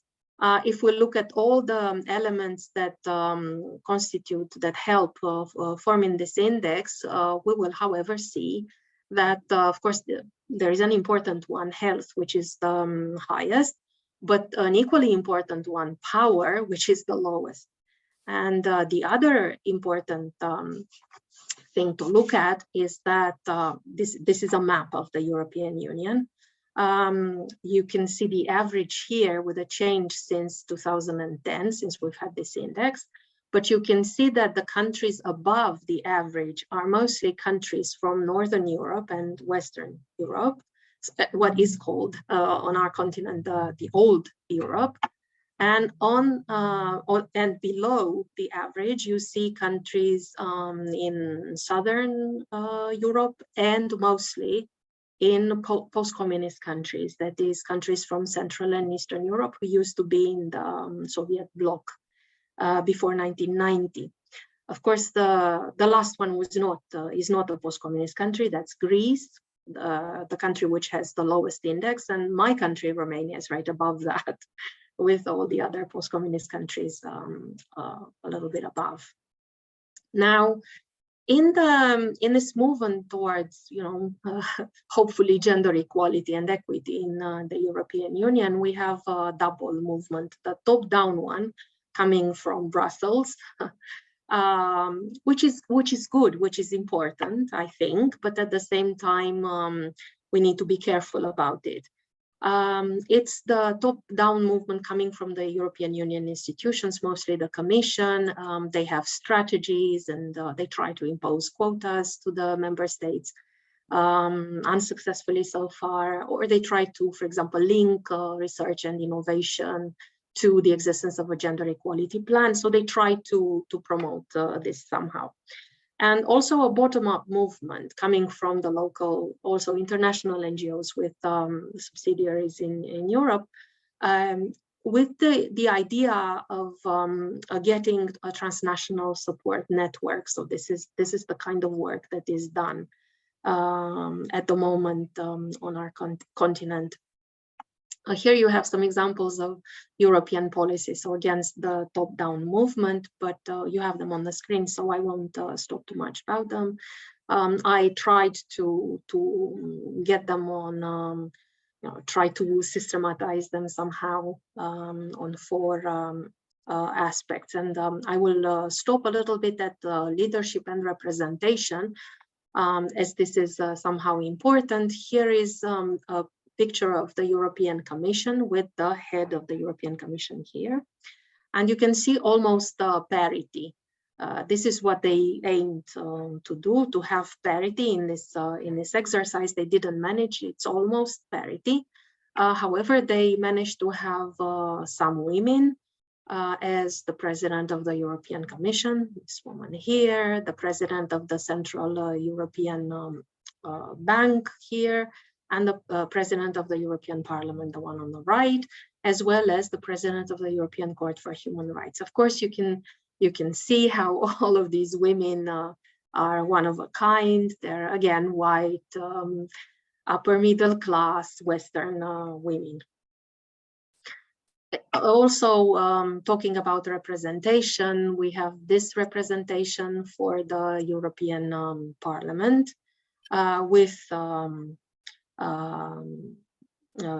gender quotas that are mentioned. Not many countries have gender quotas. This is the average for the European Parliament, 38.9% women, with some countries, again, from Northern Europe and Western Europe, Finland and Sweden, that exceed parity, so they have more women than men, than other countries with parity. And of course, Cyprus, 0 women in the European Parliament, and my country, Romania, 12.2, and then all the other countries in the post-communist countries mostly. And this is the situation in the national parliaments, so representation of women in the national parliaments in this mandate, which started in 2021 and the previous one. They also try a little bit to promote gender equality. For example, we have the first commissioner for gender equality. So this is like a minister for gender equality at European Union level. It is this woman, Helena Dali. In fact, I just read in the papers that she's going to visit Romania tomorrow. So this is going to be interesting, the first time ever. They also created an operational group for equality. They try to mainstream gender throughout the policies of the European Union, including the foreign policy, which is interesting. So they connect the foreign policy and all the policies with feminist practices.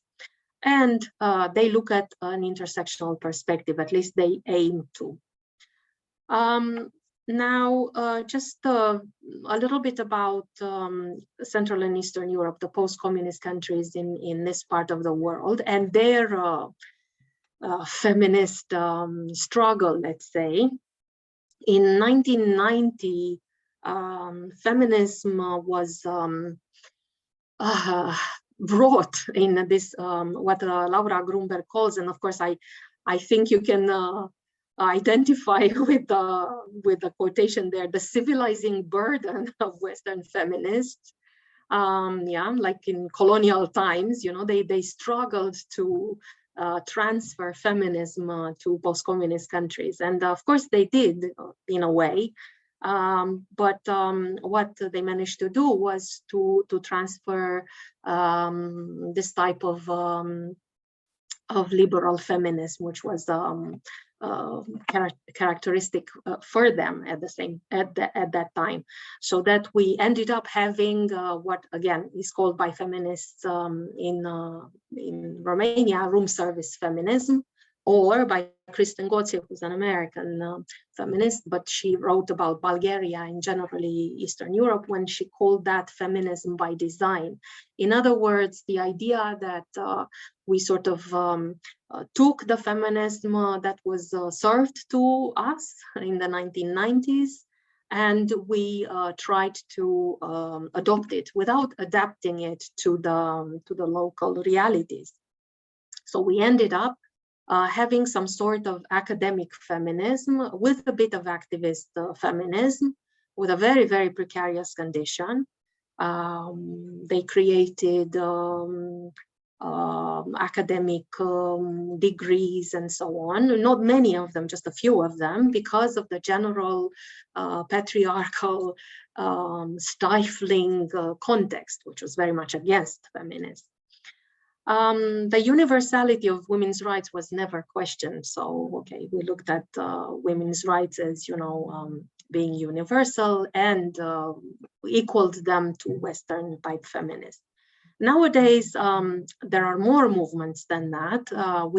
There is also a left Marxist movement, very incipient, I would say, but there is this fight against the illiberal backlash, which is very characteristic of the region, especially in Hungary and Poland. I don't know how much you get to know about these in India, but they're very, very strong. The governments call themselves illiberal and are very much against women and women's rights in these countries, not only, but especially in these countries.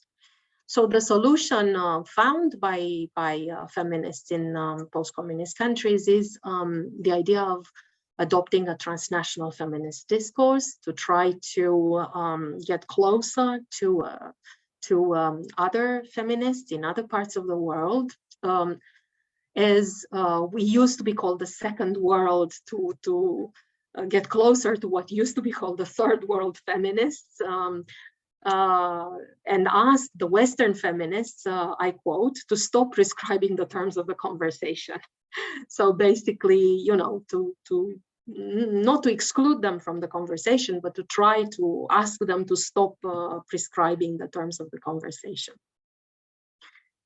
Just to show you a little bit of an idea, that is something that is going on in Poland at the time. They fight against a very, very strong and very oppressive law concerning reproductive rights. And this is part of their this struggle, this movement. They decided that they should move away from academic feminism and approach what they call populist feminism, addressing ordinary women. And they say, well, this is quite successful. So this is a movement, just one idea about our part of the world. Just to go back a little bit to the Feminist Manifesto, as I said, published in 2019, let's just remember that this is that feminism is primarily an anti-capitalist movement, and that we won't stop the struggle till there is justice for all and freedom for all, not just individual freedom, but freedom for all.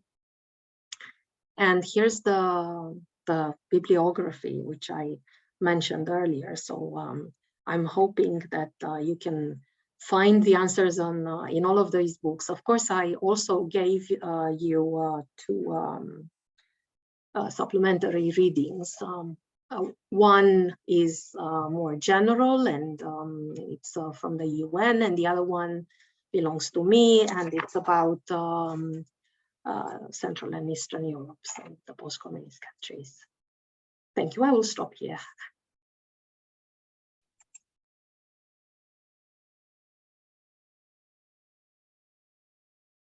Inviting you. Yes. Thank you so much, ma'am, for this enlightening session. I'm sure we all had a very fruitful experience learning what you have to say. I would like to invite Professor VIBHUTI Patel, ma'am, to please share her views, and then we'll move on to questions.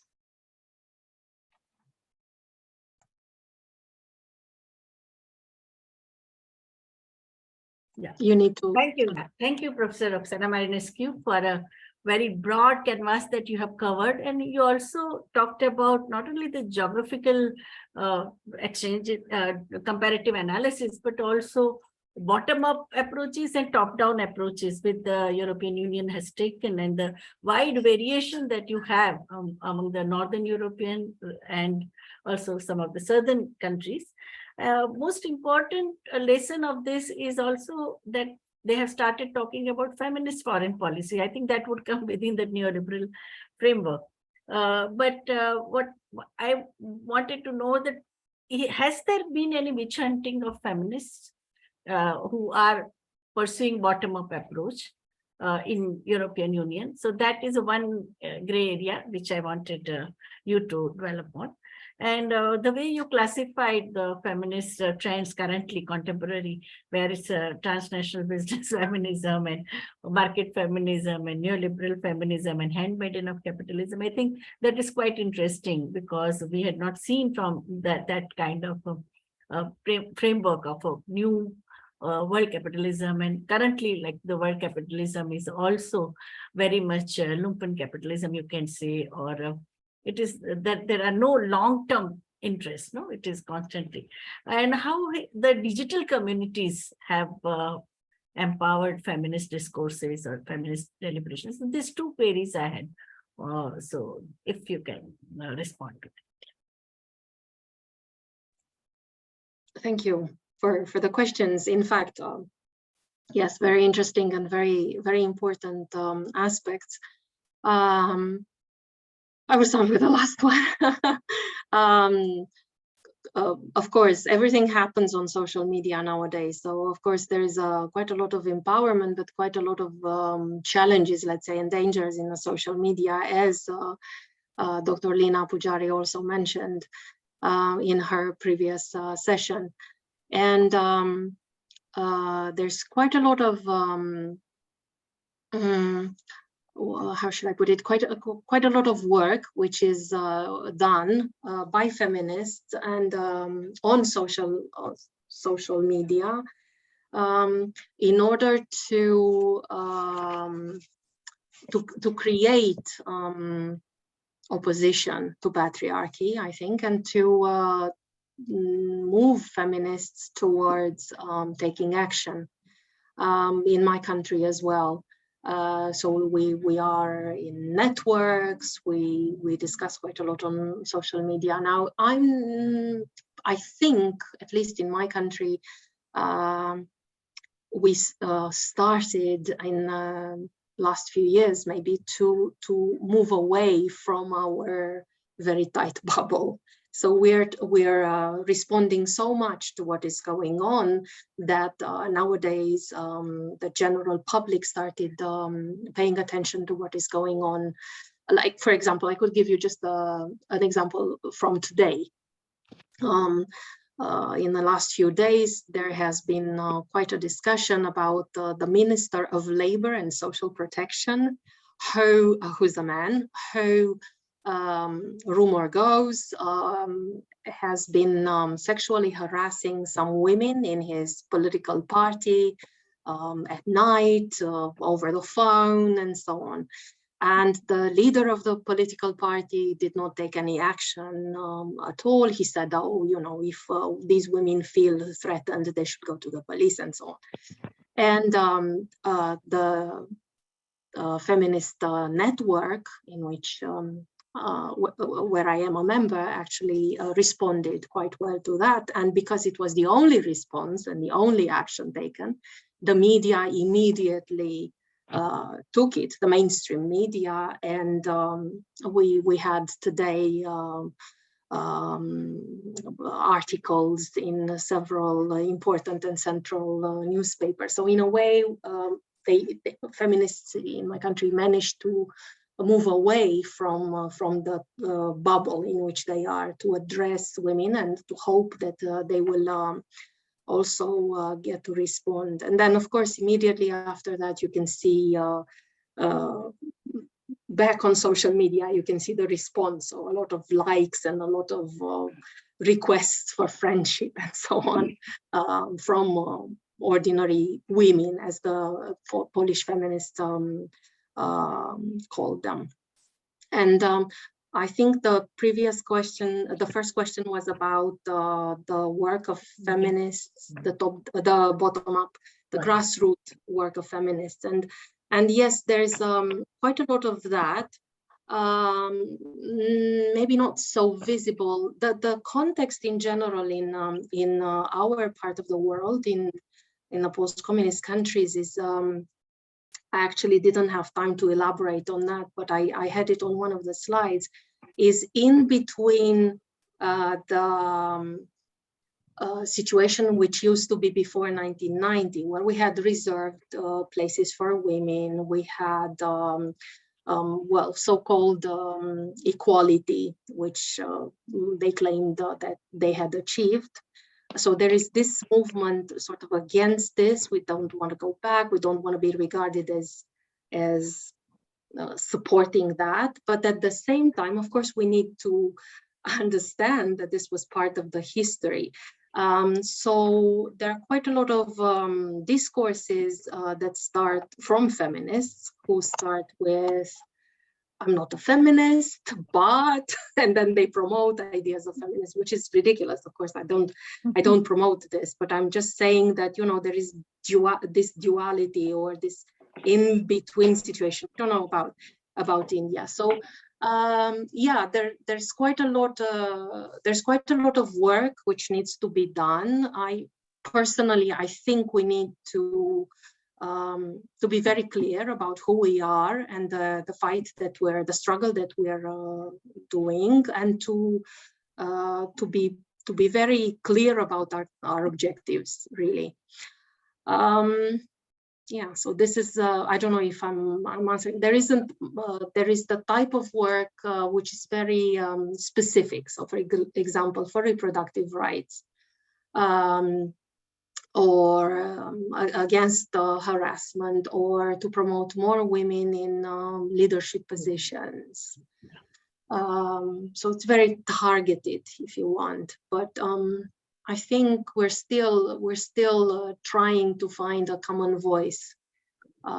Personally, I think there is this complicated situation in which the older feminists are older by, the first feminists of the 90s are more inclined towards a more liberal feminism, whereas the youngest ones are more Marxist oriented. So, and there is kind of like a cleavage in between, but nevertheless, some work is done together. That also results in solidarity with the women from Ukraine. Oh, yes, absolutely. Yeah. We have a lot of questions, so we can have some participants ask question. Anita ji. Yeah, thank then, you. Then Manika ji. Yeah, thank you, Professor Roxana, because I think your lecture helped us to have a wide spectrum in terms of understanding Indian feminist movement, also in terms of similarities as well as the differences. But I just have two specific questions to you, Professor. One is that you had talked about that there has been a backlash of conservative forces. Could you just elaborate on what were the issues of the feminist movement that warranted a backlash from the conservative forces, and then what were the effect of that on the feminist movement itself? Because I think we are also going through a similar phase in India. Yes. My second question to you is that could you explain a little more in detail what is it that why is it that you stated that the academic and activist feminism is in a precarious condition in Europe? Thank you. Yes, thank you. In a precarious condition, mostly in Central and Eastern Europe. Okay, coming back going to the first question that you asked. Thank you. Very important questions indeed. The conservative and illiberal forces in post-communist Europe are around the idea of, or the ideas of, it's very complicated. I'm trying to summarize everything in and say it really briefly in like 1 minute. Okay. They are around the idea of going back to the family and support for the family, understood in a very conservative way. So the union between a man and a woman, and they should have as many children as possible. And this is connected to the reduction of or the limitation of reproductive rights of women, the enforcement of, or the obligation of women to have as many children as possible through not allowing contraception or abortion, not even in situations of rape, for example. And also coming with the other type of incentives, such as exempting women who have more than 5 children from paying taxes to the state, or giving them vouchers and so on. This was called by one of the very important feminists in Hungary the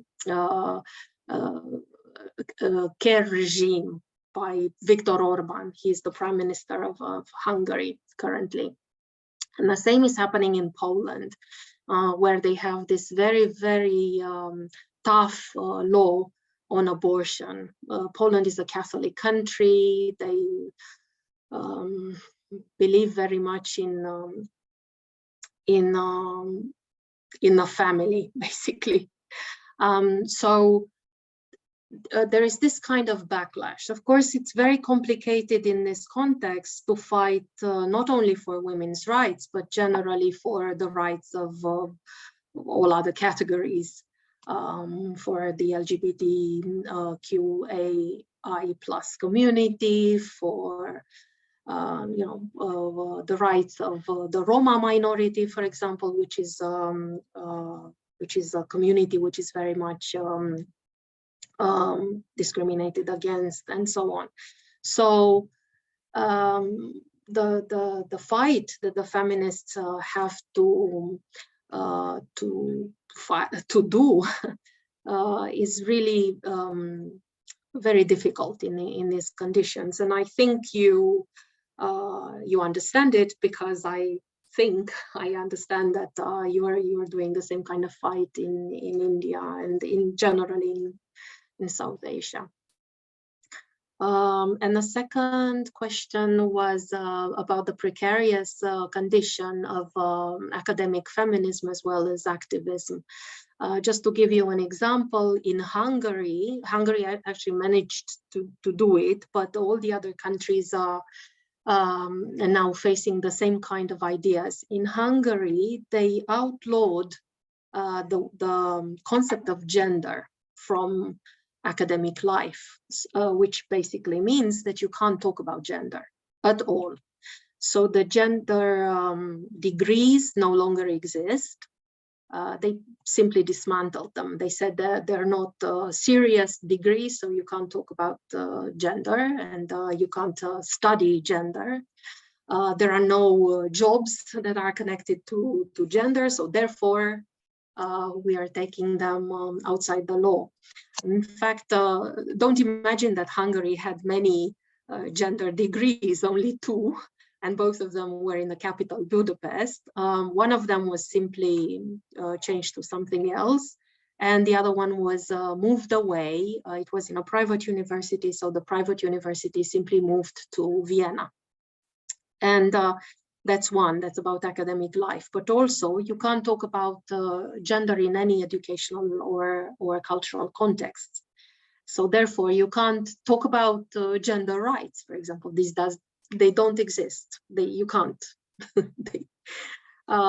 It's illegal to talk about them in public. When I say in public, I mean in the media, but also in public, like in sessions like this one. So it is a very tough struggle. In Romania, we had the same situation. I know that in Bulgaria they have it throughout the countries in Central and Eastern Europe. Luckily, so far in my country, in Romania, the Constitutional Court opposed it, and they said it's unconstitutional not to be able to talk about gender. So far, I think we're off the hook, but we never know. We had a referendum, for example, in my country on defining the family in the Constitution as the union between a man and a woman. And having children. The referendum was not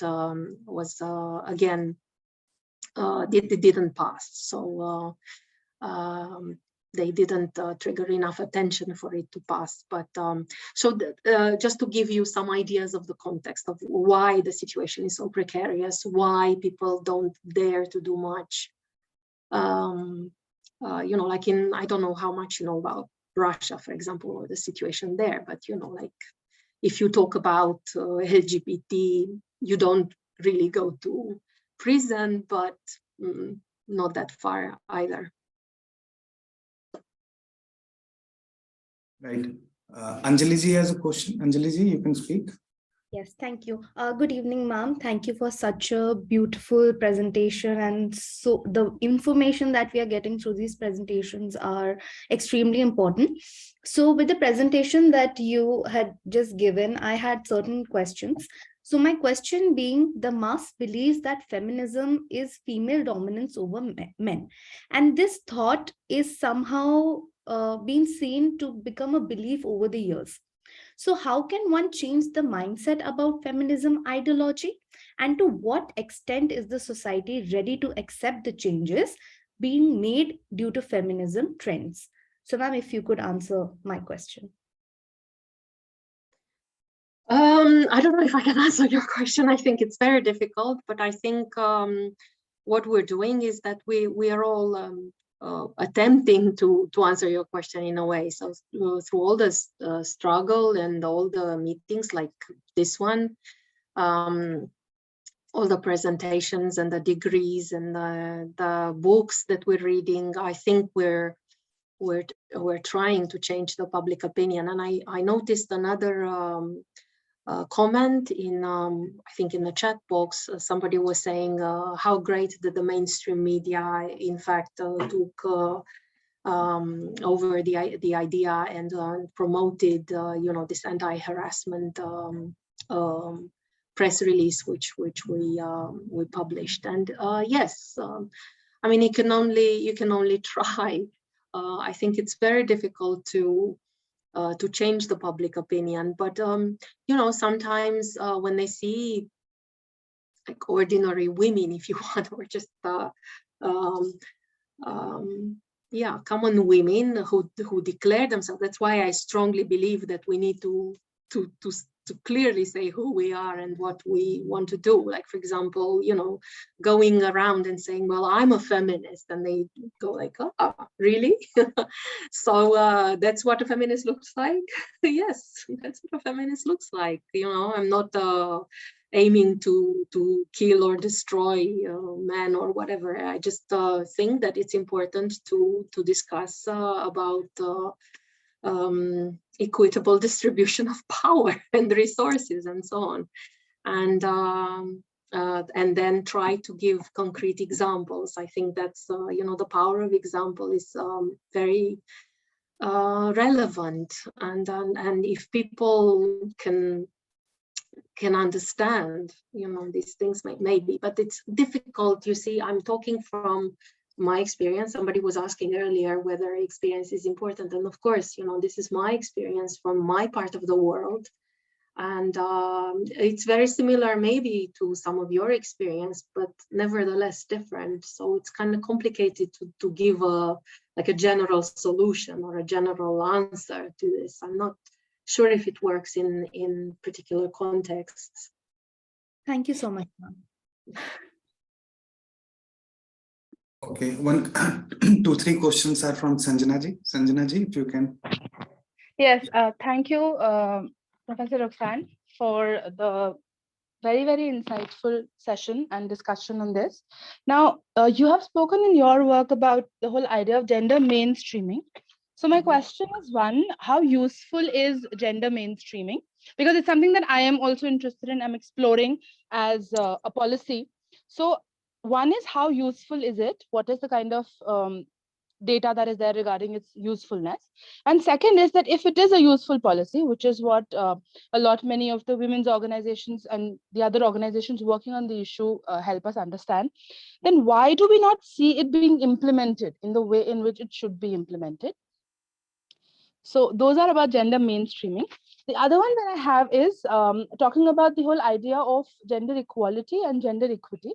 So my question is that post-COVID, there is an estimate that it's going to take another 137 plus years to reach the stage of gender equality. But how useful is that concept, or working towards that idea now, that all important agencies, organizations right now are talking about gender equity and not about equality? So just your thoughts on that. Yeah, thank you for the questions. About gender mainstreaming, I think it is a useful policy. I mean, I'm not criticizing it as a policy. I think it's important and relevant, and of course we should have gender mainstreaming.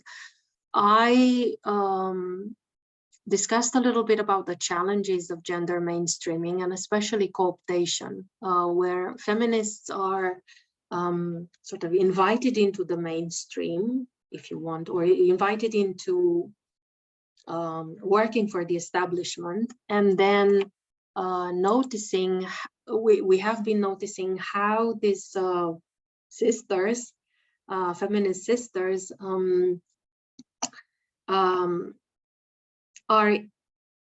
are struggling indeed.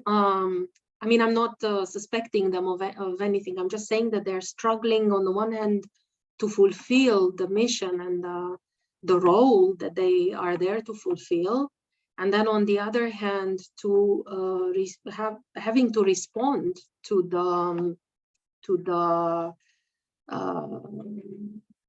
constraints imposed on them.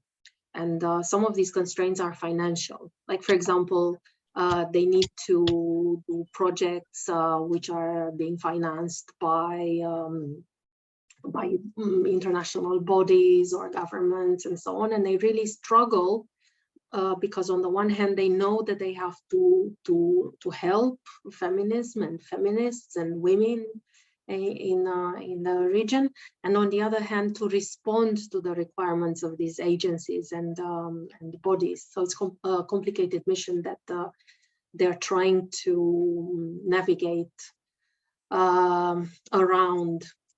And why we don't have so much gender mainstreaming, I think because it's a top-down movement, really. I mean, you can fight from the grassroots and try to have it imposed and so on, but I think we need to have a will at the top to kind of have it. Like in the European Union, it comes with the European Commission. They say they want to introduce it, and they help introducing it, of course, with our help from the grassroots, but still you need this type of desire to do. And somebody was mentioning tokenism before, which is again an important challenge and an important discussion. You know, you can have women like we have in the European Union, all these women on top in extremely important positions, but are they anything else but tokens, or do they actually advance the fight for equity and equality for women's rights and so on? So it's a complicated discussion, really. And the other one about the international institutions promoting the idea of gender equity, I think it is, in my opinion, it's a good thing. It's a good discussion to have, and it's important. And yes, it's what you said about 137 years, I think, that we need to recover after COVID. And it's not just COVID, really. I mean, it's all the whole context in which COVID happened, because it's not just COVID. I think the pandemic just resurfaced some old wounds and some problems that used to be there. So yeah, it's good that the international organizations are trying to promote this kind of discourse, but we'll see. There is a question about Istanbul Convention that some of the countries haven't. Yes, the Istanbul Convention, that's a sore one for Europe, because I can't remember now exactly how many countries have not signed the Istanbul Convention, but I think most of them are post-communist countries. Most of them are from Eastern Europe. And some of them who have signed have not ratified the Istanbul Convention. And the ones and some of the ones who have signed and ratified are now thinking about going back and Turkey has abandoned this and rejecting it. Yeah, and one of these is Bulgaria, for example. I know that the Social Democratic Party in Bulgaria actually wants to have a referendum for the country not to ratify the Istanbul Convention, which is against violence against women, as you know. So nobody understands. I mean, feminists, of course, don't understand why you would not want to sign such a convention. But there you go. These governments don't want to sign and ratify them. Ritika, you want to add to the question if you want to ask? Yes, good evening, ma'am. I just want to know that how can this work better in a digital space, these feminist determinations, how can they work towards, bringing better political outcomes towards the political leadership? How can we promote or at least dispel these misinformations so that these political leaders work better? At least whatever misinformation that has been regarding the Istanbul Convention. I don't think there is an easy answer to that, really. How can we do that? I don't know, fighting every day. I don't know how we can do that. We haven't managed so far, so I have no answer, really. unless what we are doing. Nevertheless, I mean, trying to expose the leaders of the world who don't want to sign them, trying to force them to ratify them in national parliaments, explaining why it is important to fight against violence against women, and why there is a specific type of violence against women. Not only just domestic violence, but violence against women in general, and why it's important to have the Istanbul Convention signed. On the other hand, we see countries such as Turkey, where the Istanbul Convention was signed, that moves away from it, and it's complicated. We can't hear you, Vibhuti. There are two hands raised, Manika Ahuja and Sunanda Das. Yes, you can unmute and please ask your question. Sunanda ji, Manika ji. Yes, Manika ji, go ahead. Good evening, ma'am. So, ma'am, I have a question, like, why do some religious groups still find feminism a threat to their families? I think it's interesting the way you put it. Some religious groups, I don't know about all religious groups, but definitely the religious groups in Europe are, I think, all fighting feminism, including, which is very interesting, some of the ones that are fighting the most are the ones that are financed by American evangelist groups and churches, which is very interesting. So not necessarily the local ones. In Central and Eastern Europe, we have the Catholic Church in some countries, and the Orthodox Church, like the Russian Orthodox or the Greek Orthodox Church, and they are traditionally fighting against against feminism. They believe in very patriarchal modes of living and very traditional modes of living. But I think the ones that attack feminism the most are the evangelical ones, the new Protestant ones, which are financed from the US, which is kind of interesting. And there's a lot of money.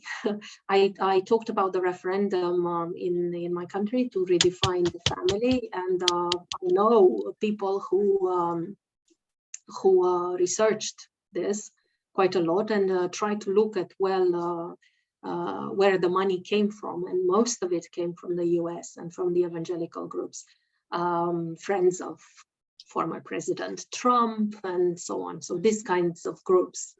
I don't know if they penetrated India so far, or you have enough of your religious groups and communities opposing feminism, but very dangerous. There is also, I think, a Netflix documentary which I watched, and they gave some examples, including Romania, on how evangelist churches are fighting feminism throughout the world. I can't remember now the title of the documentary. The other example was from Africa. Can't remember again. Sorry about that. Okay. Sunandaji, you want to ask? Please unmute and ask. Am I audible? Yes, please go ahead. Yes. Yes. So I want to ask one thing that I had tried to ask in first session. So I have read the book Sing Like a Feminist in my undergraduate studies. So I want to ask, in that book, Nivedita Menon has mentioned in one quotation that feminism is all about nude makeup. So I can't understand the meaning. So if you kindly elaborate the meaning, then it will be easiest for me. Is it okay? Professor Menon is a professor at Jawaharlal Nehru University. Maybe Roxana ma'am must not be knowing it. We can subsequently take it with Professor Patel. Vibhuti ma'am is bata denge, because Roxana ma'am is in Europe, right? Okay. You want to answer that, Roxana ma'am, or we take the last question from Gyan Mahanta ji? Not really. I don't really know how to answer this, I suppose. I don't think Professor Pujari is still present, but I think the question is addressed to her. So unless Vibhuti Patel has something to say about that, I have nothing about this. I'm sorry. Okay, all right. Okay, Abhigyanji, you can unmute. Yes. Yeah, am I audible? Yes, please go ahead. Ma'am, my question is that how can we address the challenge of generational differences within feminism and ensure that feminist discourse and activism are responsive to the needs and priorities of younger generation of feminists? Very good question. This generational gap, which I really only scratched the surface in my presentation. In my part of the world, yes, it's a relevant question. I suppose in India as well. And there's no easy answer to that, obviously. I wouldn't say that the younger generation is more entitled to a better answer. I would say that all generations are equally entitled to, I don't know, to a good response, let's say. So, but yes, there is this. I wouldn't say a generational clash, but still, in my part of the world, as I said, it comes together with the ideological divide between the liberal feminism, which belongs to the perhaps older generation, the ones who learned about feminism in the 1990s and who are more, I would say, liberal in outlook in their feminism, and the younger generation, which is more radical and more inclined to be looking at problems of intersectionality and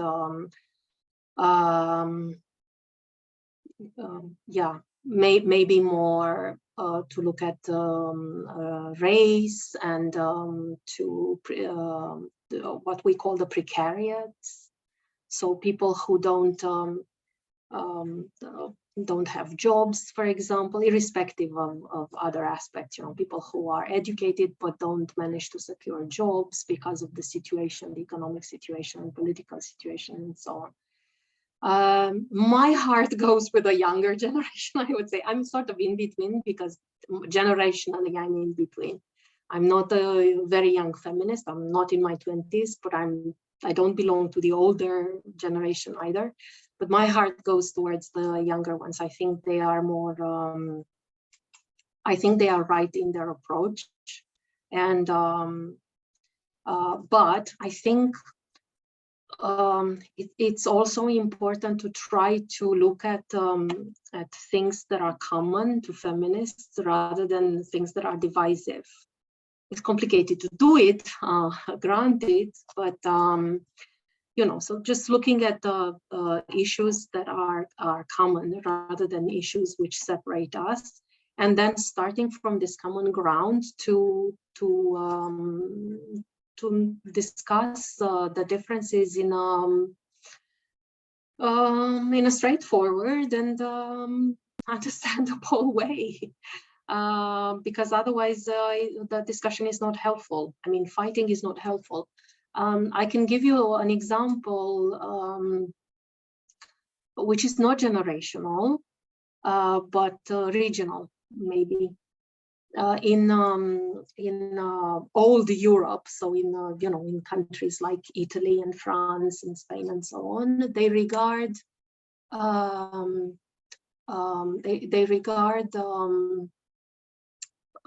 prostitution, they call it prostitution, and they regard it as an issue of what's the word I'm looking for?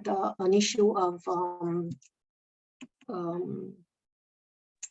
discrimination and violence against in India, it was seen within crime. Then the feminists saw it under violence, and now it is violence against women. Yes. Whereas in some other countries and some other people look at it in a kind of in liberalism, let's say, as a work. Sex work is what they say. And this is very, very divisive in Europe, at least. For example, we couldn't, I was sort of trying to put some feminists together from different groups in different countries. And this was one issue that made them separate, and that they couldn't find the common ground, irrespective of the rest. The rest was very common. They understood each other. Everything was good, except this one. And the feminists from old Europe said, well, no, absolutely not. It's violence, and we can't go beyond this, and we're not going to discuss it. So I'm thinking maybe if we can go beyond these differences and try to, and it's not necessarily generational. I don't think it is sometimes, but not necessarily.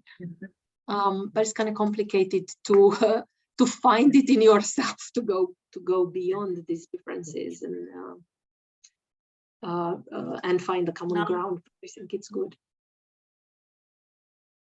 So Manika Ahuja, and after that Sunanda Das. You can ask. Yeah. Manika, would you like to ask question? Yes, ma'am. So, ma'am, how can we like balance feminist forces in the current world? Like, sorry, how can we balance? Not able to hear you. Yeah. Am I audible? Yes. Yes, but I didn't hear you. So can you repeat? Sorry, ma'am. How can one balance feminist forces in the current world? Like, We take one more question. Sunanda ji, please. Yes, am I audible? Yes. Yeah. So my question is that what are the biggest issues in feminism? And also, what do feminists generally agree on? Okay, let's start with the end. They generally agree, I suppose, that we're fighting patriarchy, and we're, as I said in, I think, the first slide, we're looking at issues of equality and equity throughout genders, not necessarily in binary terms. So not in terms of men and women, but in terms of, non-binary as well. So trans and all the other categories. I think that's the common ground. So once you establish this common ground, I suppose you can discuss the rest, and you can negotiate around the rest of how you consider, of course, if it's non-negotiable, then it's non-negotiable. What could I do in the context that I explained a little bit earlier? But yeah, that's these are the ones that are common, I would say.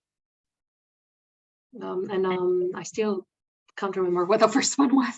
The first question. Right. Yeah. Last. Thank you so much, ma'am. It was really wonderful having you. We would like to propose the formal vote of thanks. Before that, Vibhuti ma'am, would you like to make any comment? I want to say that both the sessions both of them gave us a lot of energy, and also provided the framework for coming 2 days deliberations. They were a very enlightening session. We had lively debate. Participants are also so actively engaging in the discussion, and the emphasis on intersectional perspective. I think that is very important common issue that emerged from both the lectures as well as the examples they gave from various historical junctures, and also in various geographies and this thing. And the question of generational, the 4 waves they talked about, I think, and the priorities of the issues, which is expanding the horizon of feminist thinking, theorization, contribution in the epistemology of feminism, and also the practices. No? So I think it has set the tone. I think tomorrow, I think we will be extending it with the specific culture and specific movement, or even thematic issues that we take. But it was a very lively session. I thoroughly enjoyed. I thank both the speakers, and Professor Roxana Marinescu, you also broadened our understanding by giving concrete grounded data, also metadata, as well as the examples of European Union. Yeah, thank you. Thank you so much, ma'am. We indeed are very grateful to have all of you today. With this, I would like to propose the formal vote of thanks on behalf of IMPRI Gender Impact Studies Center, New Delhi.